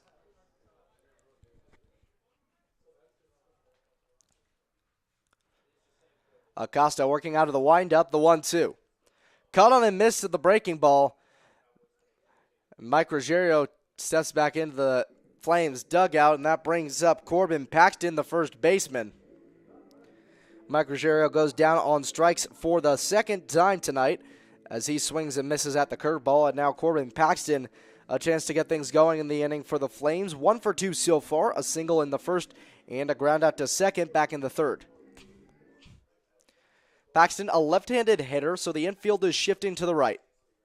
He's facing the right-handed pitcher Acosta. First pitch, a fastball, misses above Corbin Paxton's head, but outside, away from the danger zone, and the count's 1-0.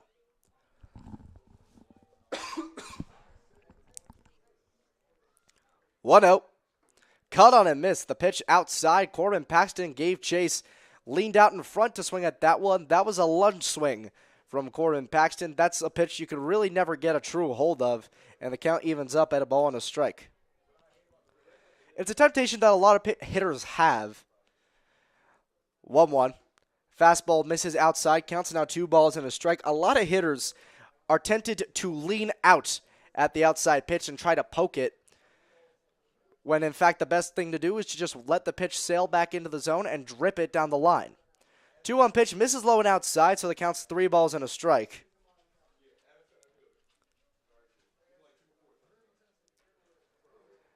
And so Paxton back into the box. Now a 3-1 count.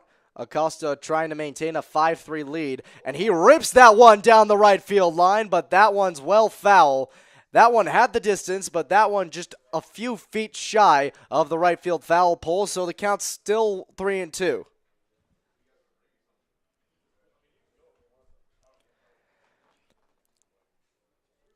Corbin Paxton's hit some power shots at this home field. Not a home run yet at OCC Stadium. And that pitch misses outside for ball 4. And so moving on to first base is Corbin Paxton. Runner on first with 1 away for the Flames, and that brings up Colin Matthews. Matthews so far hasn't been retired yet. Walked his last time up. In the first inning, he hit a double. It was a ground ruler that could have brought in a run if it had only not bounced over this fence in right center. Paxton with a big lead off of first base. First pitch is skied into right field. Shallow. Running back on that one is the second baseman, Malinowski. He makes the catch for the second out. He ran a long ways there from close to the second base bag, almost all the way to the foul line down the right side. So it's 2 away in the bottom of the 4th inning for the Onondaga Flames. Mike Stefan with a chance to get things going here. 0 for 1 on the day so far. My apologies. A walk back in the 1st inning and a fielder's choice in the 3rd.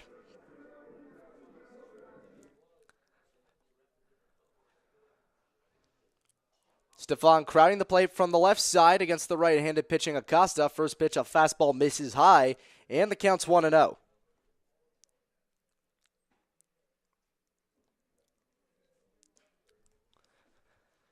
Stefan trying to get the Flames back into this one. Flames trail by 2 in the bottom of the 4th. 1-0 catches the outside corner. Count evens up at a ball and a strike to Stefan. Stefan this year has 16 RBIs. Certainly no shortage, as that one's chopped over the middle, fielded on the run by the shortstop Hill. He fires to first just in time to get the speeding Mike Stefan. That retires the side. Flames leave a runner on base. Heading into the top of the 5th inning, still a 5-3 Reds lead.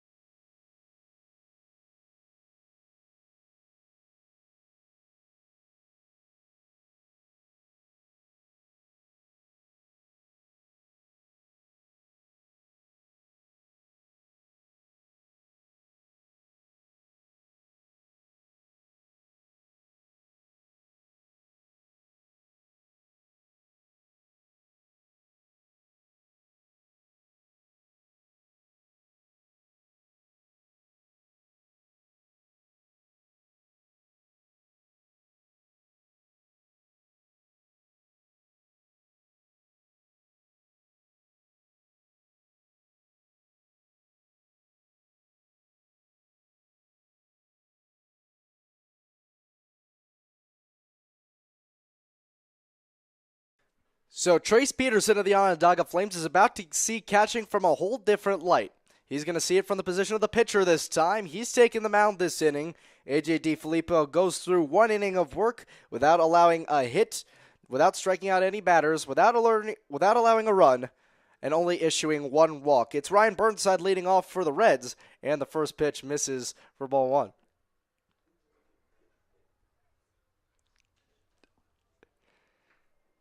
Burnside working from the left side of the plate against the right-handed pitching Trace Peterson. Again, likely the first and only time he'll see the mound this year. The 1-0 fastball misses, and the count's 2-0. So I don't know if you can see that on the camera just now, but Adam Holland of the Syracuse Saltcats. The Saltcats play this team when we're done, so they're all here. Adam Holland was just staring me down from the stands, trying to look into the camera. I'm not sure if it worked. You guys can let me know. The 2-0 is skied foul to the left side, out of play, and so it counts 2 balls and 1 strike to Burnside.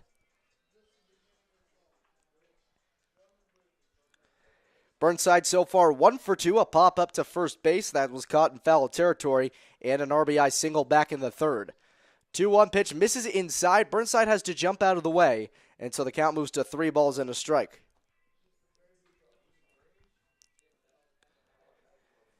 Peterson, the second position player to pitch today for the Onondaga Flames, the other being DiFilippo back in the fourth.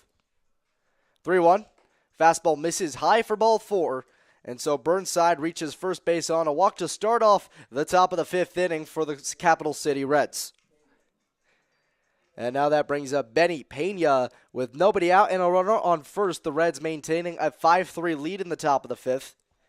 Pena so far a pop out to third base and a walk, coming around to score after the walk in the 3rd inning. Pena finally steps into the batter's box, crowding the plate from the right side against the right-handed pitching Peterson. Very short lead off the bag from the catcher Burnside, who's leading off of first base. First pitch, Pena shows bunt, pulls back, but that's a cold strike anyway, and so the count's 0-1 from Benny Pena. Third baseman Nick Garcia playing close to the infield grass, about even with the third base bag, middle infield in double play depth. Still, though, nobody out in the top of the 5th inning. Reds still have a 5-3 lead. The 0-1 is cut foul behind home plate, and so no balls and 2 strikes here to Benny Pena.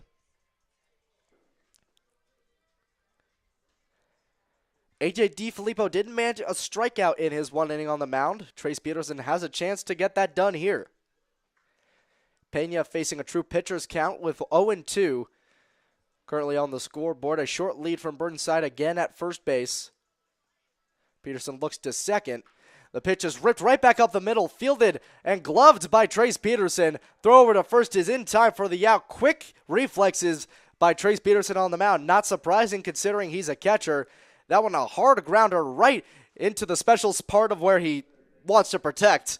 He fields it cleanly, not so cleanly, but he's able to corral it and shoot it to first for the out.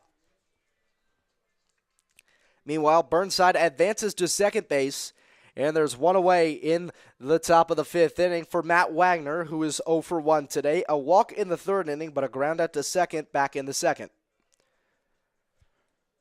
First pitch, a curveball attempt from Trace Peterson. Doesn't work by any stretch. That one just hangs there and almost gets away from Nevenchi behind the plate. So the count's 1-0 now to the left-handed hitting Wagner against the righty Trace Peterson. Burnside's now leading off of second base after advancing on the ground out. Peterson looks back to second, the 1-0. Off speed, misses high. The count's 2 balls and no strikes to Matt Wagner.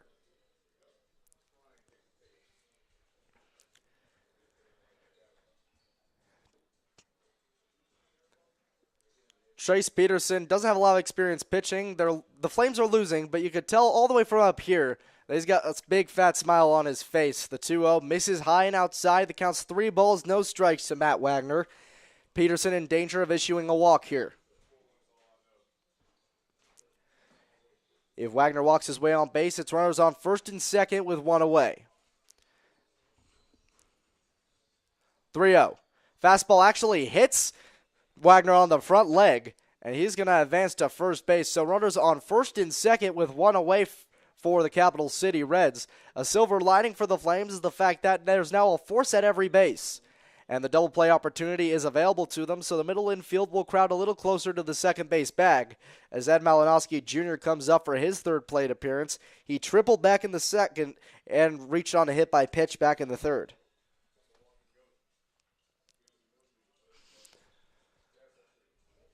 Malinowski, a right-handed hitter against the righty Trace Peterson. Peterson looks back to second. The first pitch, a curveball attempt, just hangs there and doesn't have any movement, so the count's 1-0 here to Malinowski.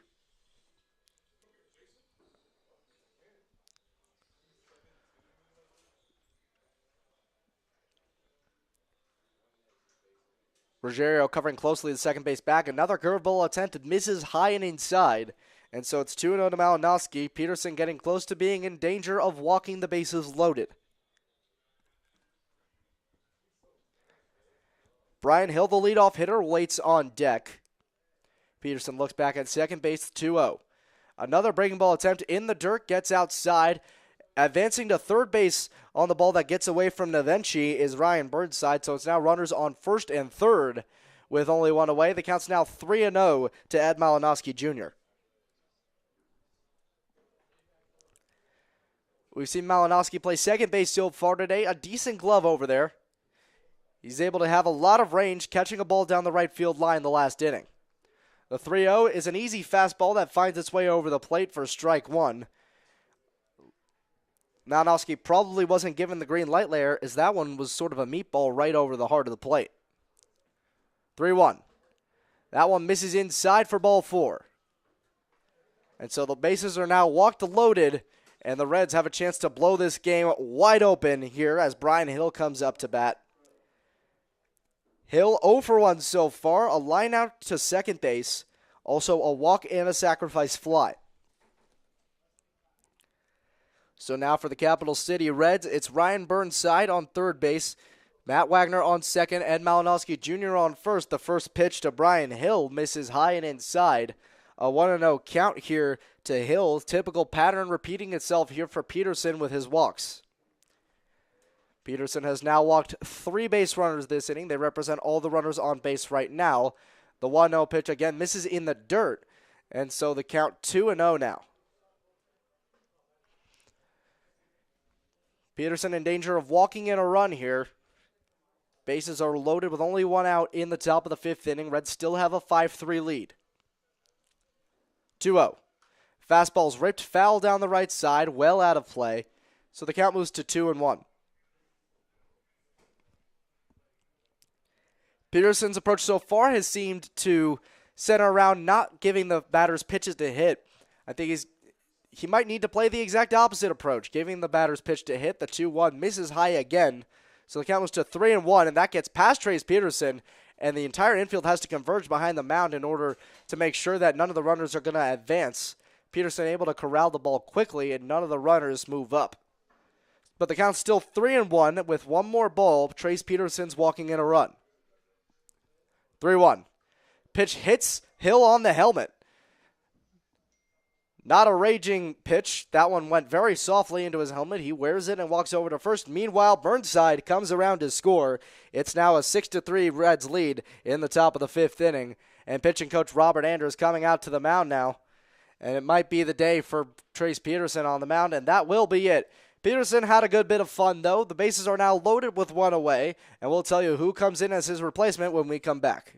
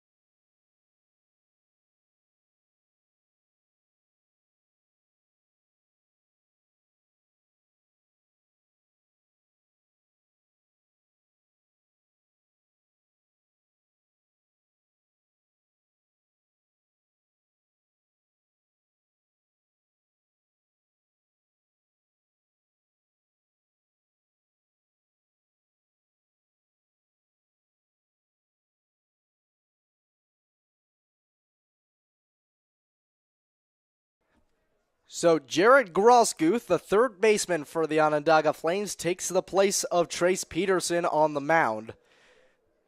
First pitch to Jack Slavin is a fastball outside, count 1-0. Trace Peterson's last deed was walking in the sixth run of the ball game for the Capital City Reds, and the bases are still loaded for Slavin with only one away. 1-0 fastball misses outside, so 2 balls and no strikes to Slavin, who is 1 for 2 on the day, a single, a ground out to short, and a hit by pitch. All the runners take a big lead, 2-0. Fastball misses high and outside, 3-0 count. Jared Grosguth in danger of walking in another run for the Reds. The Flames, though, they seem pretty calm and relaxed. They don't seem frustrated by what's happening. They're having a lot of fun with it. 3-0. Fastball catches the outside corner for strike 1. Slavin was already walking out of the batter's box. He'll just walk right back in there because he was never going to swing. So a 3-1 count now. Corbin Baxton playing in on the infield grass down the first base line. 3-1 pitch. Fastball misses low for ball 4. Slavin hightails it out of the box. Another run comes around to score. This time Matt Wagner coming to score.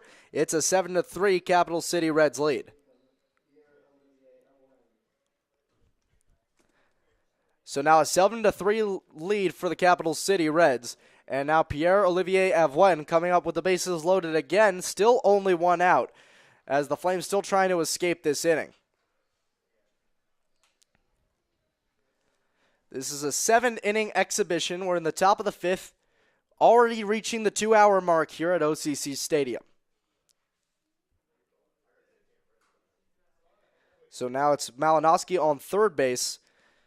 Hill on second, Slavin on first as the first pitch is a called strike to Pierre-Olivier Avoine. And the count's 0-1. Avoine, no recorded plate appearances tonight. Every single plate appearance, the result is a walk. 0-1. Fastball is ripped high down the right side. Taking a few steps back shy of the outfield is Corbin Paxton. He makes the catch for the second out. Flames finally able to make that long-awaited second out. And now Charlie Hooker with another chance to blow the game open here for the Reds. They lead 7-3 over the Onondaga Flames. 2 away, bases still loaded. Hooker hasn't had a lot of good fortune tonight. A pop out to first, a ground out to second, and a fly out to center makes up his night so far, 0 for 3. First pitch, a fastball catches the outside corner, and Hooker behind in the count, 0-1.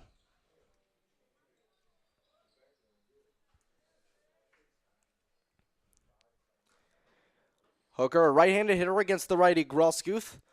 0-1 breaking ball misses in the dirt. That one going about 57 feet. And the count evens up at a ball and a strike.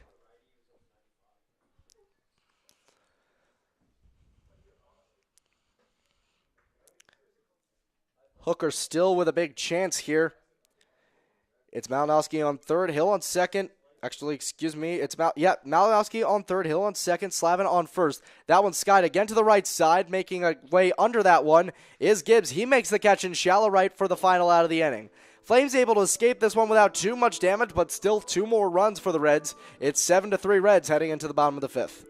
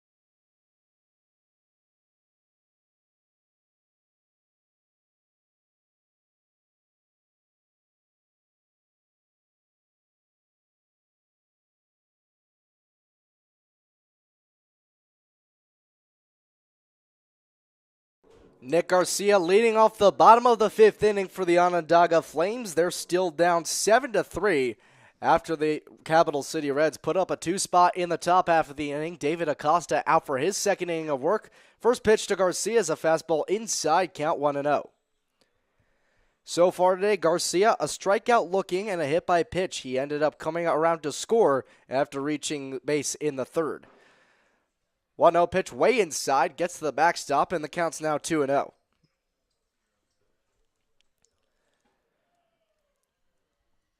And so there have been a lot of position players who've taken the mound so far for the Flames, 3 already.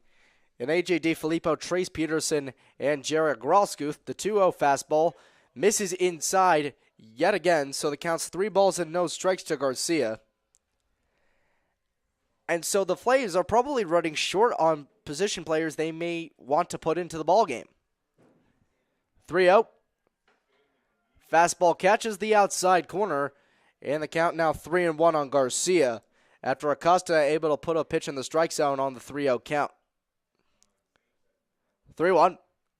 Fastball misses high and outside for ball 4. And so Garcia gets on base with nobody out, and that brings up Jake Evans for his third plate appearance of the day. So far, 1 for 2, an RBI single back in the third, and a looking strikeout back in the second.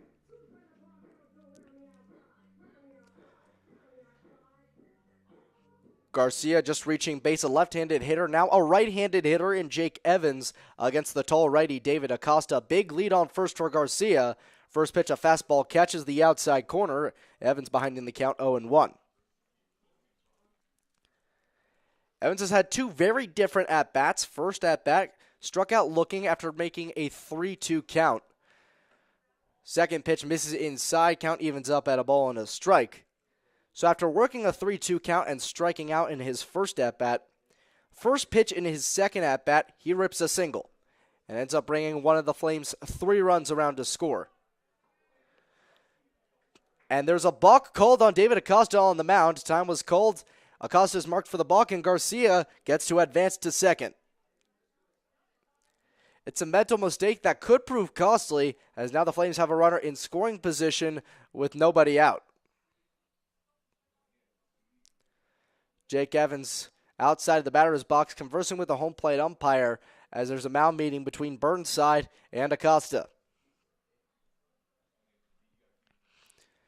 Meeting's over. Evans getting ready to step back into the box. A 1-1 count on Evans as Garcia is now on second base. Evans, a local native of Liverpool, New York. Right around here, only about 20 minutes from the ballpark. 1-1. Evans shows bunt but pulls back. That one's a called strike anyway, and he's behind in the count 1-2.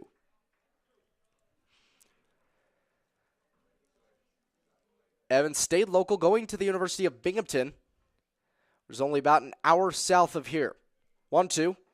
Off speed, cut on and missed. Acosta pulled the string and set Evans down on strikes. There's one away in the bottom of the fifth inning. That brings up Reed Gibbs for his third plate appearance. So far, 1 for 1, a single in the second, a walk in the third. Hasn't been around to score either time, both times stranded in scoring position. Garcia still with a big lead off of second base, but now with 1 away. First pitch in the dirt. Burnside barely able to keep it in front of him, and the count's 1-0.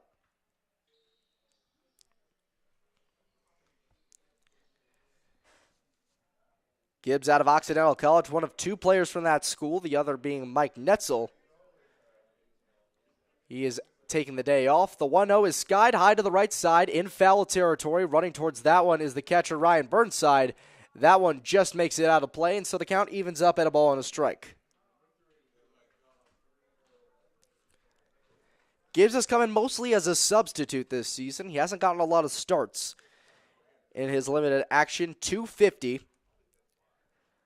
Only 4 RBIs.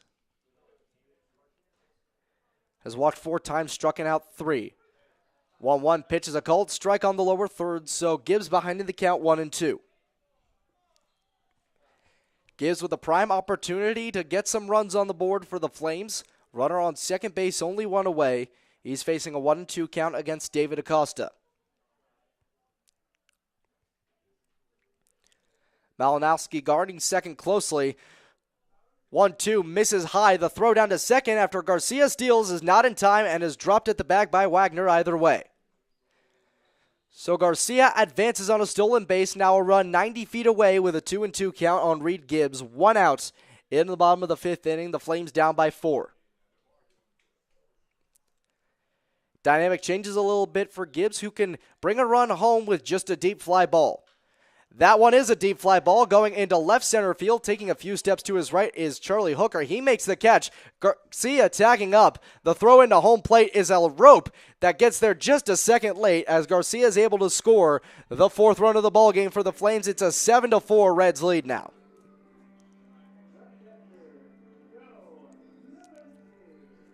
So sacrifice fly for Reed Gibbs. That's only his 5th RBI of the season. And that brings up Joe Navenchi with 2 away. Bases empty now after the sacrifice fly. Navenchi so far an RBI single in the 3rd and a ground out to second back in inning number 2. First pitch to him is a pitch in the dirt. Navenchi ahead in the count at the plate. It's 1-0.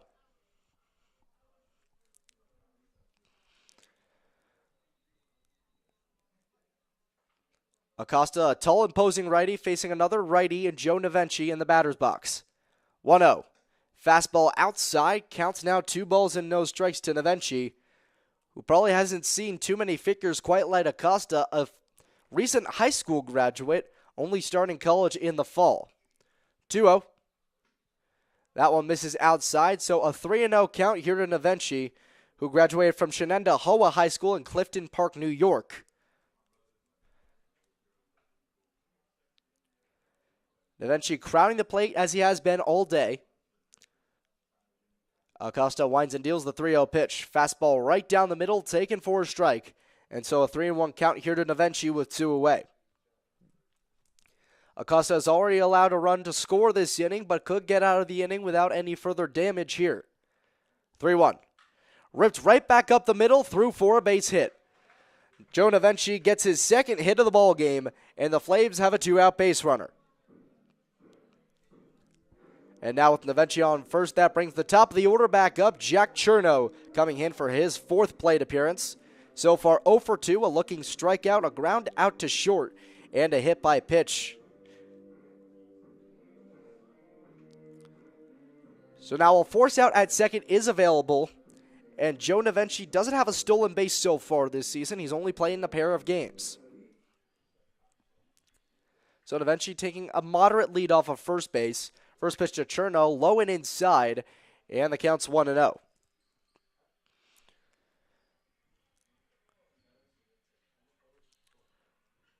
So the Flames still trail by 3 runs in the bottom of the 5th, as the 1-0 is a fastball high, count 2-0 to Cherno. Down by 3 runs, the Flames now have a runner on base with 2 away. As Acosta is trying to prevent any more damage. 2-0 fastball misses high, a 3-0 count to Cherno, and if Cherno makes it on base, the tying run would come up to the plate in Mike Ruggiero, and Ryan Burnside coming out to talk to David Acosta on the mound.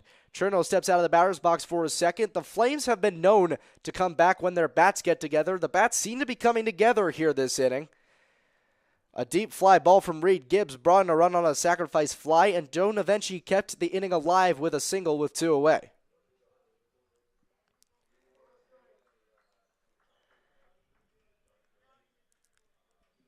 The Flames' bats have been dead for quite some time. Ended up going 21 straight innings without a run until the 3rd inning of this ball game. And now one more here in this bottom of the 5th. Cherno, the lefty, against the right-handed Acosta. A 3-0 count to him, the pitch. Fastball catches the lower third, gets away from Burnside, but not too far that Navenchi is able to advance. So now a 3-1 count to Cherno. Cherno not known to be a power hitter, so no real shift here from the infield. Taking a short lead off of first is Navenchi, the 3-1. Fastball misses high for ball 4, so now runners are on first and second with 2 away here in the bottom of the 5th inning. The tying run coming up to bat in Mike Ruggiero, who is 0 for 3 today with a pair of strikeouts and a fielder's choice. And now head coach Rock Seguin coming out for the Capital City Reds. And David Acosta's day just may well be done. The entire infield converging on the mound meeting, and that is it for David Acosta. He went just shy of 2 innings of work. We'll tell you who replaces him when we come back here at OCC Stadium.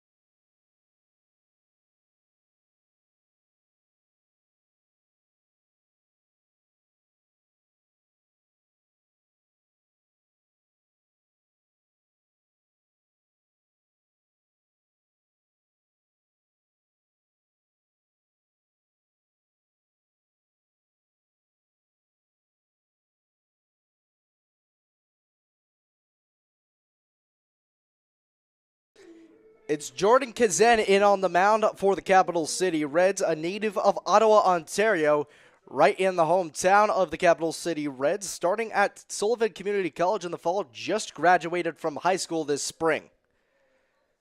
Kazan certainly an imposing big boy on the mound.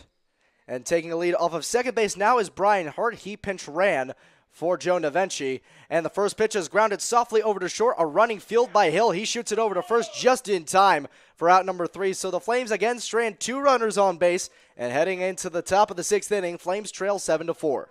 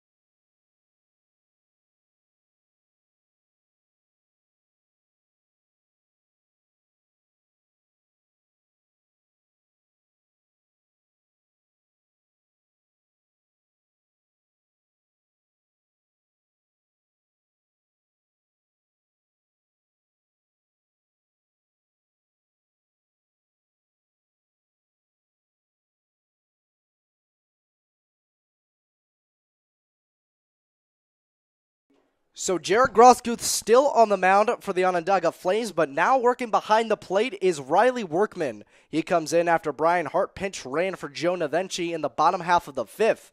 And Workman gets his first appearance as an Onondaga Flame today after rivaling with the ball club this morning. It's Costa Cafés to lead off for the Capital City Reds. First pitch, a fastball inside, count 1-0.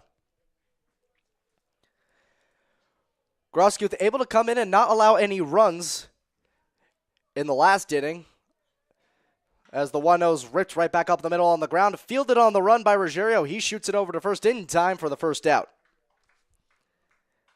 6-3 put out to start the top of the sixth inning. That brings up Ryan Burnside. Burnside so far 1 for 2 on the day. A pop out to first, a single that drove in a run, and a walk back in the fifth. He came around to score. So it's the lefty Burnside against the right-handed pitching Grosguth. First pitch, a fastball catches the outside corner, and the count 0-1. Grosguth, the third position player, pitching for the Flames today, as the 0-1 misses in the dirt, count 1-1. And Trace Peterson seemed to just be having fun with it. He didn't really care that he was giving up a lot of runs, and Grosguth seems to have a happy-go-lucky attitude about this too. And a breaking ball catches Burnside out in front. Grosguth pulled the string big time there, and the count's 1-2. Burnside looked disoriented after that off-speed pitch, and the 1-2 is another breaking ball, but that one just misses low of the plate, and the count's even at 2 balls and 2 strikes. Grosguth working out of the windup now. Is chopped on the ground toward short, running into field at backhand is Ruggiero. He shoots it to first for the second out. And now that'll bring up Benny Pena with 2 away. He's 0 for 2 so far. A pop out to third, a ground ball right back to the pitcher, and a walk back in the third inning. He ended up scoring back in the third. So it'll be Pena, the right-handed hitter, against the right-handed pitcher, Jared Grosguth. Pena crowding the plate here with 2 away. First pitch, an off-speed that catches the outside corner. Pena behind in the count 0-1. Grosguth just had an incredible performance out there on the mound so far. And the 0-1's ripped into shallow left field. Running in on that one is Stefan, but he can't get there. That one falls for a base hit. That's the first hit Jared Grosguth's allowed today. And that'll now have a runner on first base with 2 away here for the Capital City Reds.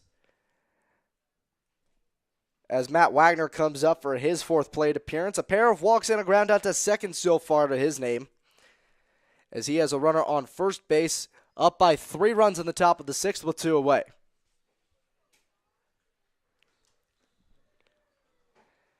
Wagner, a left-handed hitter against the right-handed pitcher Grosguth. First pitch, a fastball misses outside. Wagner was tempted but didn't give in, and the count's 1-0. Pena not taking a big lead off of first base, as Wagner's crowding the plate from the left-handed batter's box. 1-0. Ripped foul behind home plate. Count evens up at a ball and a strike. As for the left-handed hitting Wagner, not too big of a shift. He's not seen as too much of a power threat.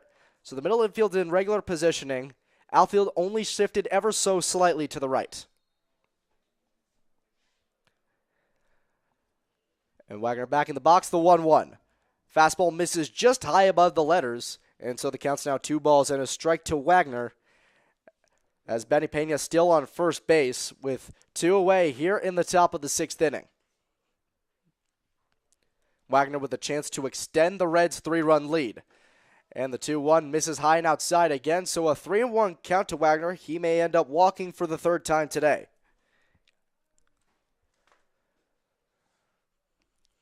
Grosguth getting set in the stretch as Pena takes a bigger lead off of first base now, the 3-1. Fastball catches the outside corner, so the count's now full at 3-2 here to Matt Wagner. Pena set to go here with a full count and 2 away.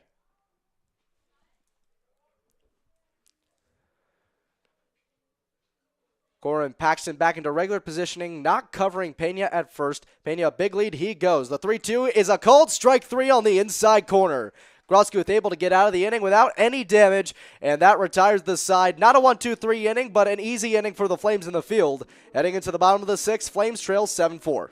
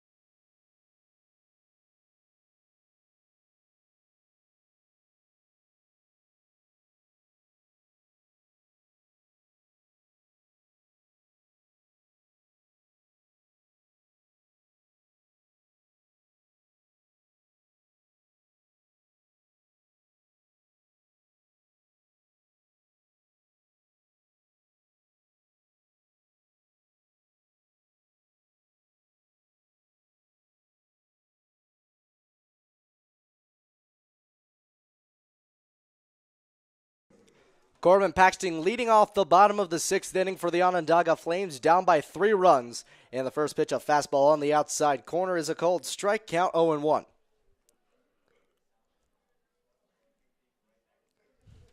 Paxton so far, a single, a ground out to second, and a walk to his name. Kazan still on the mound for his second inning of work. The 0-1 catches the outside corner, and Paxton quickly caught in a hold here, 0-2.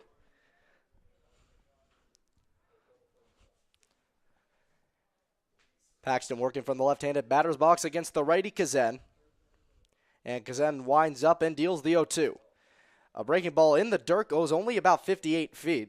And so the count now 1 ball and 2 strikes to Paxton.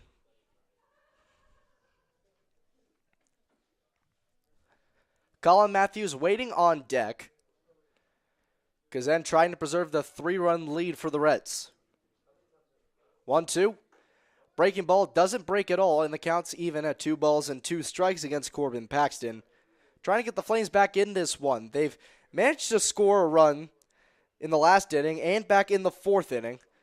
They've now put up 4 runs after going 21 scoreless innings. And now a chance to bring this back here. The 2-2 is skied foul to the left side, out of play. And so the count's still 2-2 to Corbin Paxton. Staying alive, this is about to be the 6th pitch of the at-bat.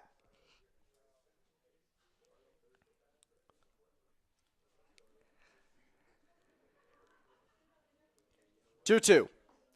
Fastball misses just low below the knees, and the count's now full at 3-2. Paxton's worked his way back in, originally down 0-2, now a full count from Jordan Kazan on the mound.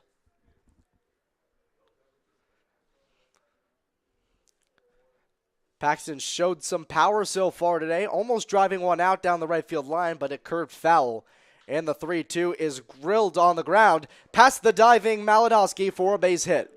Paxton leads off the inning with a base knock, and that brings up Colin Matthews for his second for the second at bat of the inning, and the 4th plate appearance for him on the day. Matthews so far 1 for 2, a double to his name, a pop out to second base, and a walk back in the third inning. Matthews a righty against the right-handed pitching Jordan Kazan. Paxton with a moderate lead off of first base. No stolen bases for him this season. And the first pitch misses high. Count 1-0 to Colin Matthews to start off the at-bat. Runner on first. Nobody out in the bottom of the sixth inning.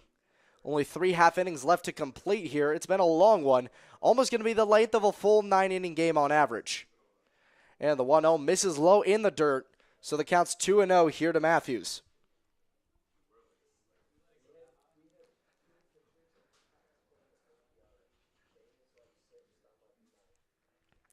Paxton, a lead off of first base again. 2-0 count to Matthews. Kazan winds and deals. 2-0 misses in the dirt. Kess past Burnside and gets away from him. So advancing to second base on the pass ball is Corbin Paxton. He's now on second base with nobody out.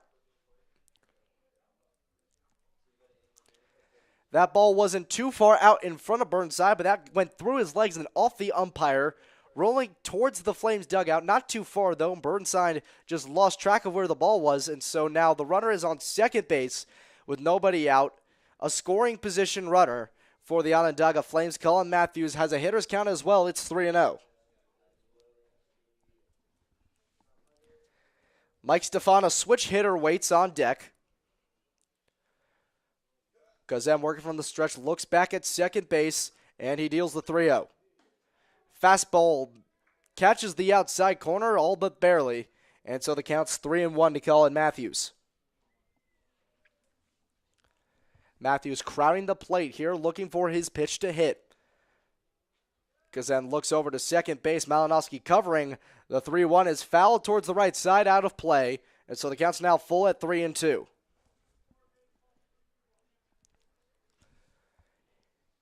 Colin Matthews, a real power threat if he gets a pitch to hit. And he has a full count against Jordan Kazan. 3-2. Fastball misses inside for ball 4. So Matthews walks, and now the Flames have 2 base runners with nobody out in the bottom of the 6th inning for Mike Stefan, a switch hitter who will be batting from the left side against the righty Jordan Kazan. So far for Stefan, he walked back in the first inning, but since then he reached on a fielder's choice and grounded out to short. But a prime opportunity as Stefan presents the tying run. Kazan working out of the stretch with 2 runners on behind him, 1 in scoring position. The first pitch to Stefan is a fastball, a cold strike on the outside corner. And so the count's 0-1 to Stefan as he's trying to blow this game back into competition. Flames trailing by 3 runs in the bottom of the 6th inning. And Kazan working with 2 runners on base behind him. The pitch is chopped on the ground towards second. This could be 2. Malinowski makes the tag for 1, on to first, in time for out number 2. So a double play here for the Onondaga Flames. As now there's a runner on third with 2 away, just like that. But now a run still 90 feet away from scoring. A run could be brought around if Nick Garcia gets a base knock here.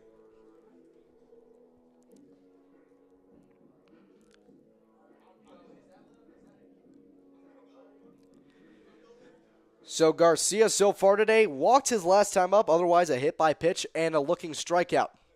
First pitch to him, a breaking ball that just misses inside. Kazan wanted that one, and that one very well could have gone either way, but instead the count's 1-0. Garcia with a chance to put another run on the board for the Flames and cut the lead down to 2. 1-0's cut on and missed on the outside corner, and the count evens up at a ball and a strike. So far, the Onondaga Flames have been bad with leaving runners on base today. 10 so far through 5 innings. And the 1-1's fouled right back to the net behind home plate. Gets over and creeps into the stands. And so the count's a ball and 2 strikes on Garcia.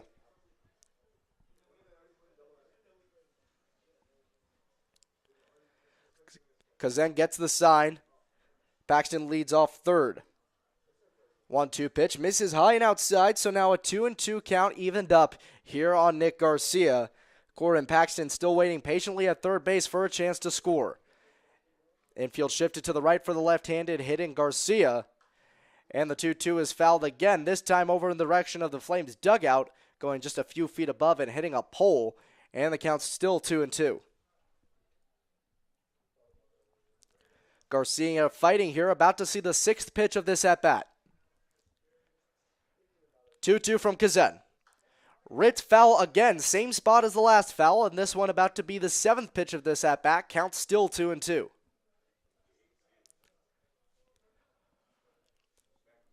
Corbin Paxton waiting anxiously off of third base. 2 outs, 2-2 count in the bottom of the 6th. Flames trailing by 3. That pitch, a 50-foot curveball, nowhere even close to reaching the plate, and so now a full count on Garcia. It's 3-2.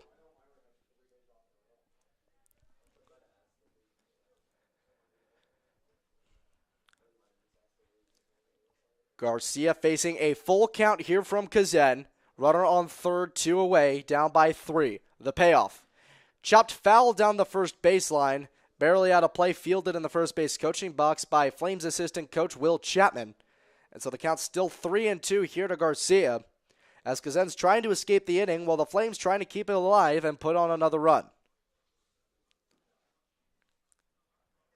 Malinowski playing in shallow right field at the second base position, and the 3-2 misses high and outside for ball 4. So Garcia walks again for the second time today, and now Jake Evans with a chance to do something big again here, driving in 2 runs possibly. He represents the tying run coming up to the plate.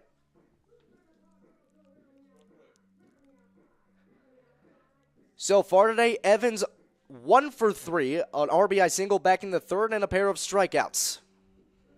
He's got 2 runners on base, runners on the corners, with 2 away in the bottom of the 6th inning, trailing by 3. A pickoff attempt over at first gets past the first baseman. Coming home to score is Corbin Paxton, and it's a 2-run ball game. Crucial error by Pierre-Olivier Avoine at first base, and it's a 7-5 ball game now as Paxton came around to score. Garcia still on first base, now a 2-run ball game. Evans still presents the tying run. He shows bunt, pulls back as that one misses inside, and the first pitch to Evans is a ball that counts 1-0. That's the first error of the ball game for either team. And now Kazan working out of the stretch. The 1-0 is fouled hard down the right field line, out of play. And so the count evens up at a ball and a strike.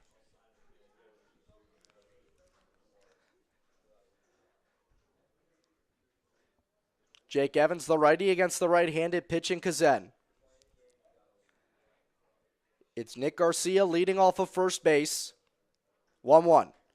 Fastball just misses outside. 2 balls and a strike to Jake Evans as the Flames trying to keep this inning alive, trailing only by 2 now, with a runner on base. Kazan working from the stretch, 2-1. Fastball called strike, so an even 2-2 count to Jake Evans.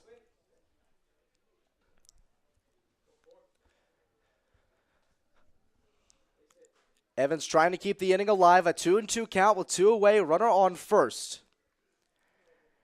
And Kazan working from the stretch, 2-2 is cut on and missed. Couldn't lay off the high cheddar, and that retires the side. The Flames do put on a run, though, near the end of the inning. The Flames strand 1, and at the end of 6, Flames trail 7-5.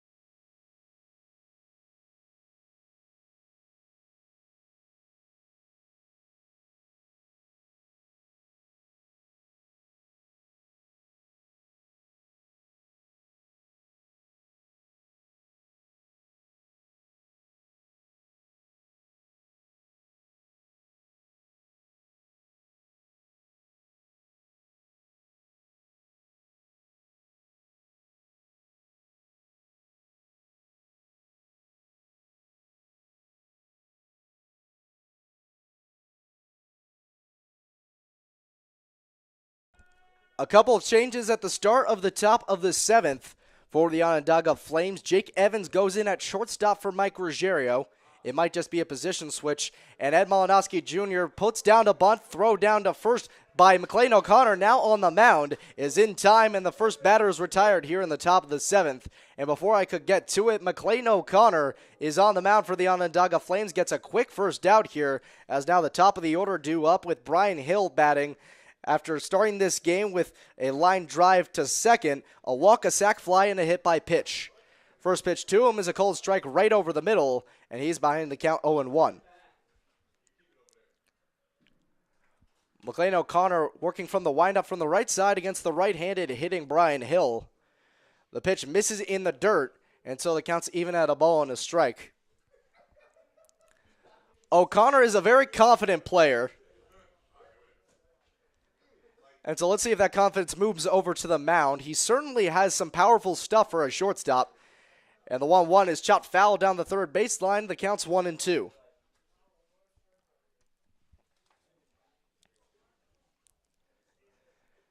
Reds preserving a 7-5 lead in the top of the 7th. Flames trying to keep them off the board. 1-2 pitch misses just inside, so the count evens up at 2 balls and 2 strikes. McLean O'Connor exuding confidence out there on the mound. 2-2. Fastball just misses outside. And so now a full count here to Brian Hill. Shortstop pitching to shortstop. You got to wonder if he knows exactly what Brian Hill is thinking. 3-2 fastball misses inside for ball 4, so Hill takes a walk. And a runner on first base with 1 away for the Capital City Reds, as now that brings up Jack Slavin for his 5th plate appearance. A walk, a hit by pitch, a ground out to short, and a single so far for him today. Slavin, a left-handed hitter going up against the righty O'Connor. Slavin, as always, crowding the plate a little bit as Hill takes a lead off of first base. First pitch to him is ripped foul to the left side, out of play. And so the count's 0-1.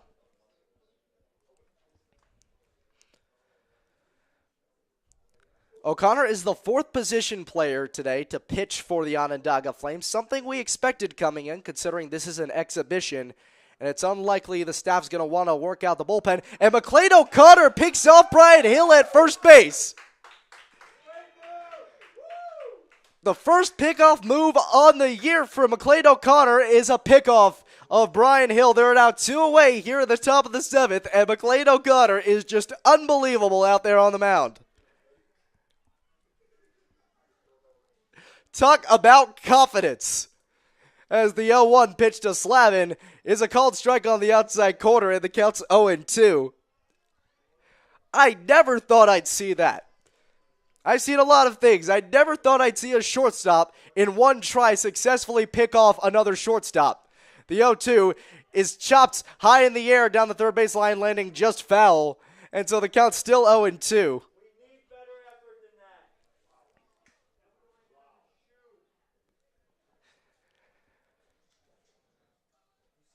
So Slavin's requesting a new bat from the dugout. Not sure if it broke. I don't know if I heard a bat break. But McLean O'Connor, how about this? A quick first pitch out to start the game. He allowed a walk and then picked off the runner, who's one of the fastest on the team, over at first base.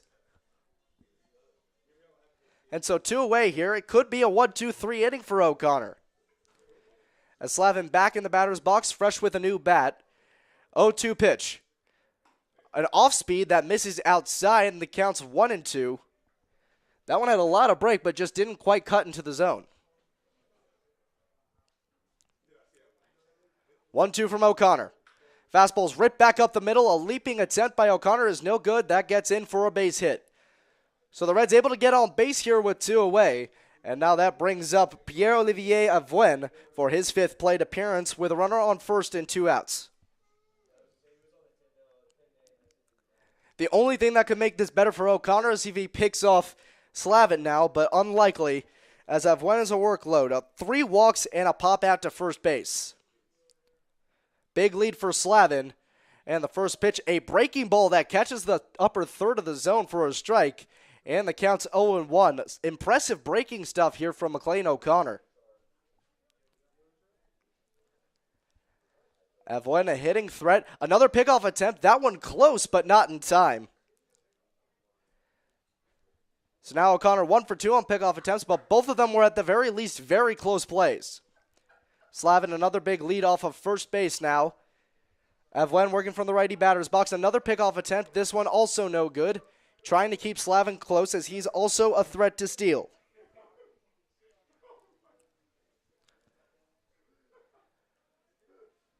O'Connor working out of the stretch with the runner on base. He gets the sign, he deals the 0-1. That one in the dirt, gets away just barely from Workman. The throw down to second is just out of the reach of the shortstop, Jake Evans, in order to place down the tag. So it doesn't get down in time. And so a 1-1 count here to Evelyn, and a runner on second base 180 feet from scoring.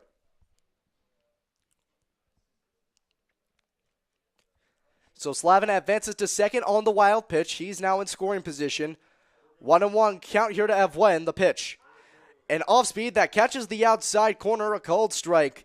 And a 1-2 count here to Evelyn. O'Connor could very well end up with a strikeout to cap off this inning. Reds trying to extend their 2-run lead in the top of the 7th, 2 away. And that pitch is skied high but foul down the right side over just above the Capital City Reds bullpen. Count still 1-2 to Evelyn. Still on second base is Jack Slavin. And McLean O'Connor still on the mound trying to get out of this inning. Gibbs covering the base at second.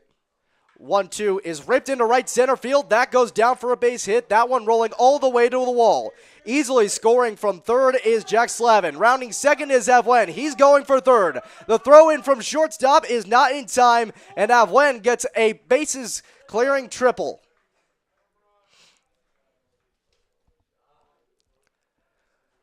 That'll be enough to do it.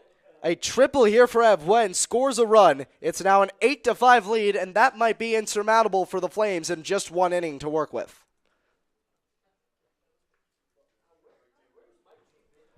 Nobody warming up in the bullpen for the Flames, so it's all O'Connor for right now. Runner on third base, now Charlie Hooker up to bat. First pitch to him is ripped foul behind home plate, and so the count's 0-1.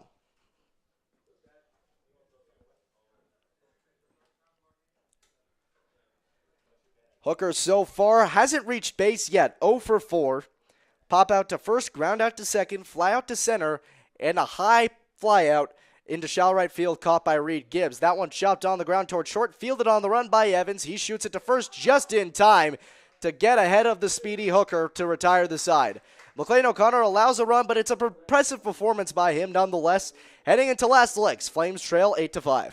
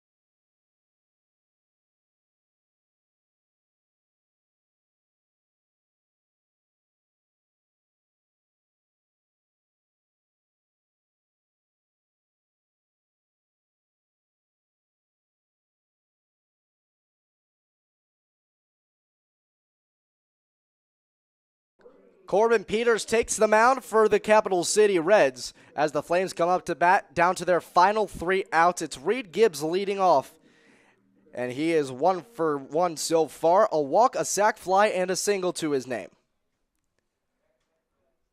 First pitch, a fastball, misses high, and the count's 1-0. Corbin Peters, a native of Ottawa, goes to Cloud County Community College all the way down in Kansas. And the 1-0 is slow roller over to second base, fielded on the run by Malinowski Jr. He flips it over to first in time for the first out. Flames now down to their final 2 outs. As coming up for his first at-bat as an Onondaga Flame is Riley Workman. He's out of SUNY Brockport, came in to catch a couple innings back.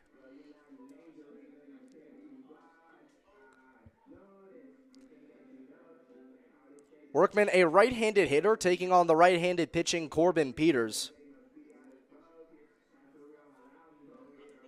And Peters getting set, working from the windup with 1 away in the bottom of the 7th. And the first pitch is skied high behind home plate, but foul. And the count's 0-1.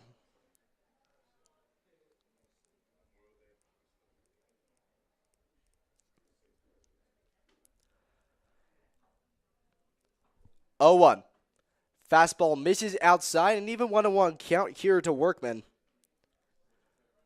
who just arrived this morning along with Holden Martin, who got the start in today's contest. 1-1 is fouled right back to the wall behind home plate, and so the count's 1-2.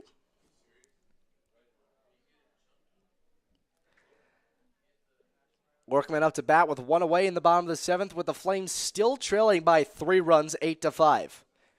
Corbin Peters out for his first inning of work and probably his last, as the 1-2 is chopped on the ground, foul down the third base line. I'm unclear as to whether this game would continue if it's a tie ball game at the end of 7. My guess is unlikely, since the Sulcats have to take on the Capital City Reds once this ball game is over. 1-2 from Peters.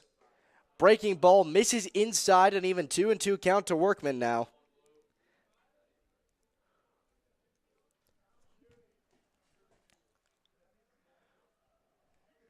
Workman trying to get something done with his first at-bat as a Flame crowding the plate here. Peters deals the 2-2. Fastball catches the outside corner, called strike 3. Workman's down on strikes, and there are now 2 away in the bottom of the 7th, and the Flames are down to their final out, with Jack Cherno coming up to bat, a lefty against the right-handed pitching Corbin Peters. And Cherno so far has had a decent bit of luck with getting on base. In terms of making contact, not so much. A looking strikeout in the first, a ground out to second, as well as a hit by pitch and a walk. And the first pitch is skied foul down the left side. Running into that one is the third baseman, Matt Wagner, but it's just out of his reach, and he zips it back over to Peters on the mound. The count's 0-1.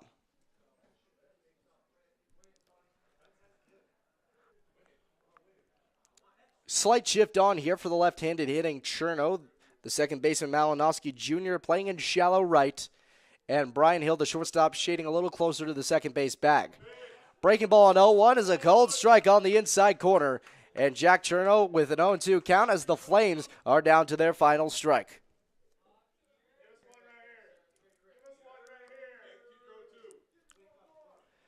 Peters, the 0-2. Off-speed breaking ball, misses outside. Count 1-2 here to Cherno. If the inning continues, it's McLean O'Connor waiting on deck. 1-2. Breaking ball just misses above the zone, and so the count goes to 2-2.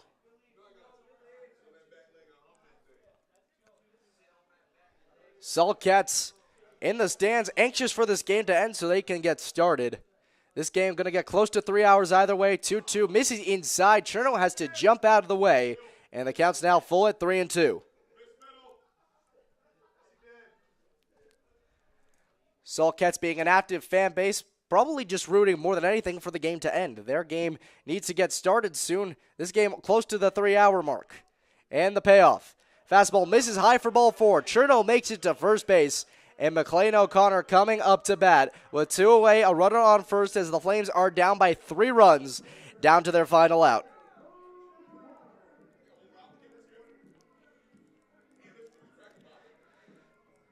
So McLean O'Connor, his first at-bat after giving up a run in his 1 inning on the mound, but it was a stellar performance to say the least. The pickoff move was quite fascinating for a shortstop. First pitch to him, a fastball misses low and in, and the count's 1-0. O'Connor, one of the better hitters, hitting close to 300. Hit a pair of home runs last Monday against Sherrill, showcased some power. As the 1-0, a fastball misses inside, 2 balls and no strikes here to McLean O'Connor. Corbin Paxton, the first baseman, waits on deck, who has only been retired once so far today. 2-0. Fastball just misses outside, actually catches the outside corner. Another late call from the home plate umpire. The count's 2-1. Short lead for Cherno at first base. Peters deals the 2-1. Fastball catches the outside corner for the second time. And for the second time this inning, the Flames are down to their final strike. McLean O'Connor crowding the plate here. Peters working out of the stretch. Cherno leading off of first. 2-2, Cherno goes. The pitch is fouled off towards the Flames dugout behind home plate, and the count stays at 2-2. Cherno is forced to retreat back to first.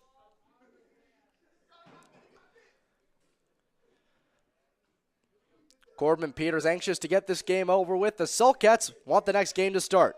Flames looking to stay alive. 2-2 pitch goes inside and clips McLean O'Connor on the elbow. O'Connor's not wearing an elbow guard. That one looked like it hurt. He's going to limp on that left arm as he walks over to first base. Corbin Peters assures no hard feelings. And so now runners on first and second, and the tying run and Corbin Paxton coming up to bat.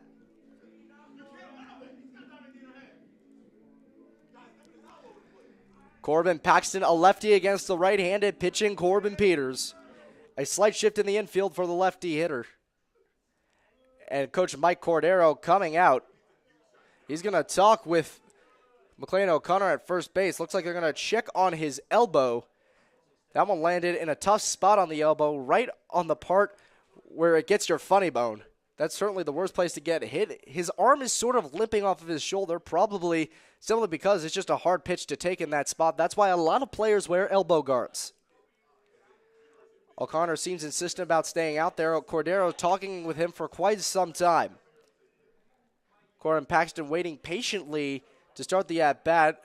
And in the midst of the conversation at first base, the catcher Bernshine is out to talk with the pitcher Corbin Peters.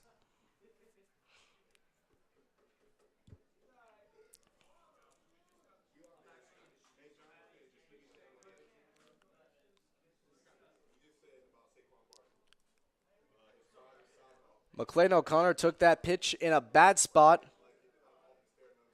All the fielders waiting out there. O'Connor seems insistent on staying in the ball game. He's one of the toughest players, but it looks like it's not his call. Adam Gordon seems to be going out to replace him at first base. Certainly not a shoddy replacement on the base pass. Gordon, the fastest player on this team, perhaps. You can make that argument. 5 stolen bases recorded for him on the year. But apparently Gordon's getting sent back to the dugout. So O'Connor is going to stay in the ball game at first base. So it's him on first base, Cherno on second. Gordon goes back to the dugout as Paxton gets his chance. With 2 away here in the bottom of the 7th, he represents the tying run. Big leads from both runners. First pitch, fastball, misses high and outside, count 1-0. Colin Matthews, a right-handed hitter, waits on deck. Corbin Paxton's only been set down once today. He has a pair of hits and a walk to his name. That one's skied high to the right side, foul territory. This should do it. Camping under it is Avwen, and he collapses in front of the baseball.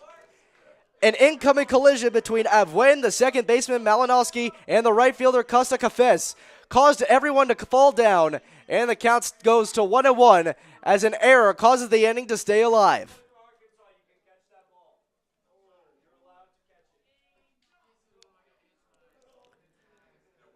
A stroke of luck keeps the game alive for the Flames.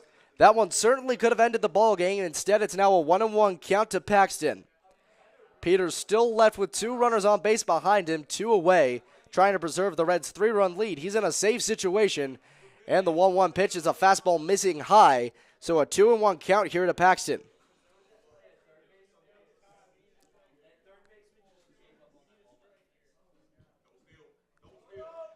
Two and one count. Here the pitch.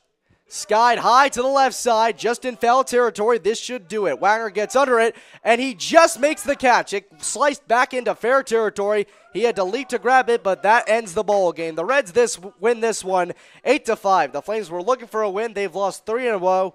Thankfully, this game does not count towards the NYCBL standings, and all stats from this game are unofficial. Final score here, 8-5 Reds. And the Flames certainly didn't do as well as they'd want to. They left plenty of runners on base. They've left, in fact, 12 on base today. Actually, let me correct that, 13 on base. That's one of the highest totals for them all season, and this was a 7-inning ball game as the teams get ready to line up. It was just not the Flames' day. The bats didn't get alive till late, and the Reds' offense just kept outpacing the Flames, who kept putting position players on the mound. It's an exhibition game. They didn't want to waste their arms. So final score here, the Flames fall to the Capital City Reds 8-5.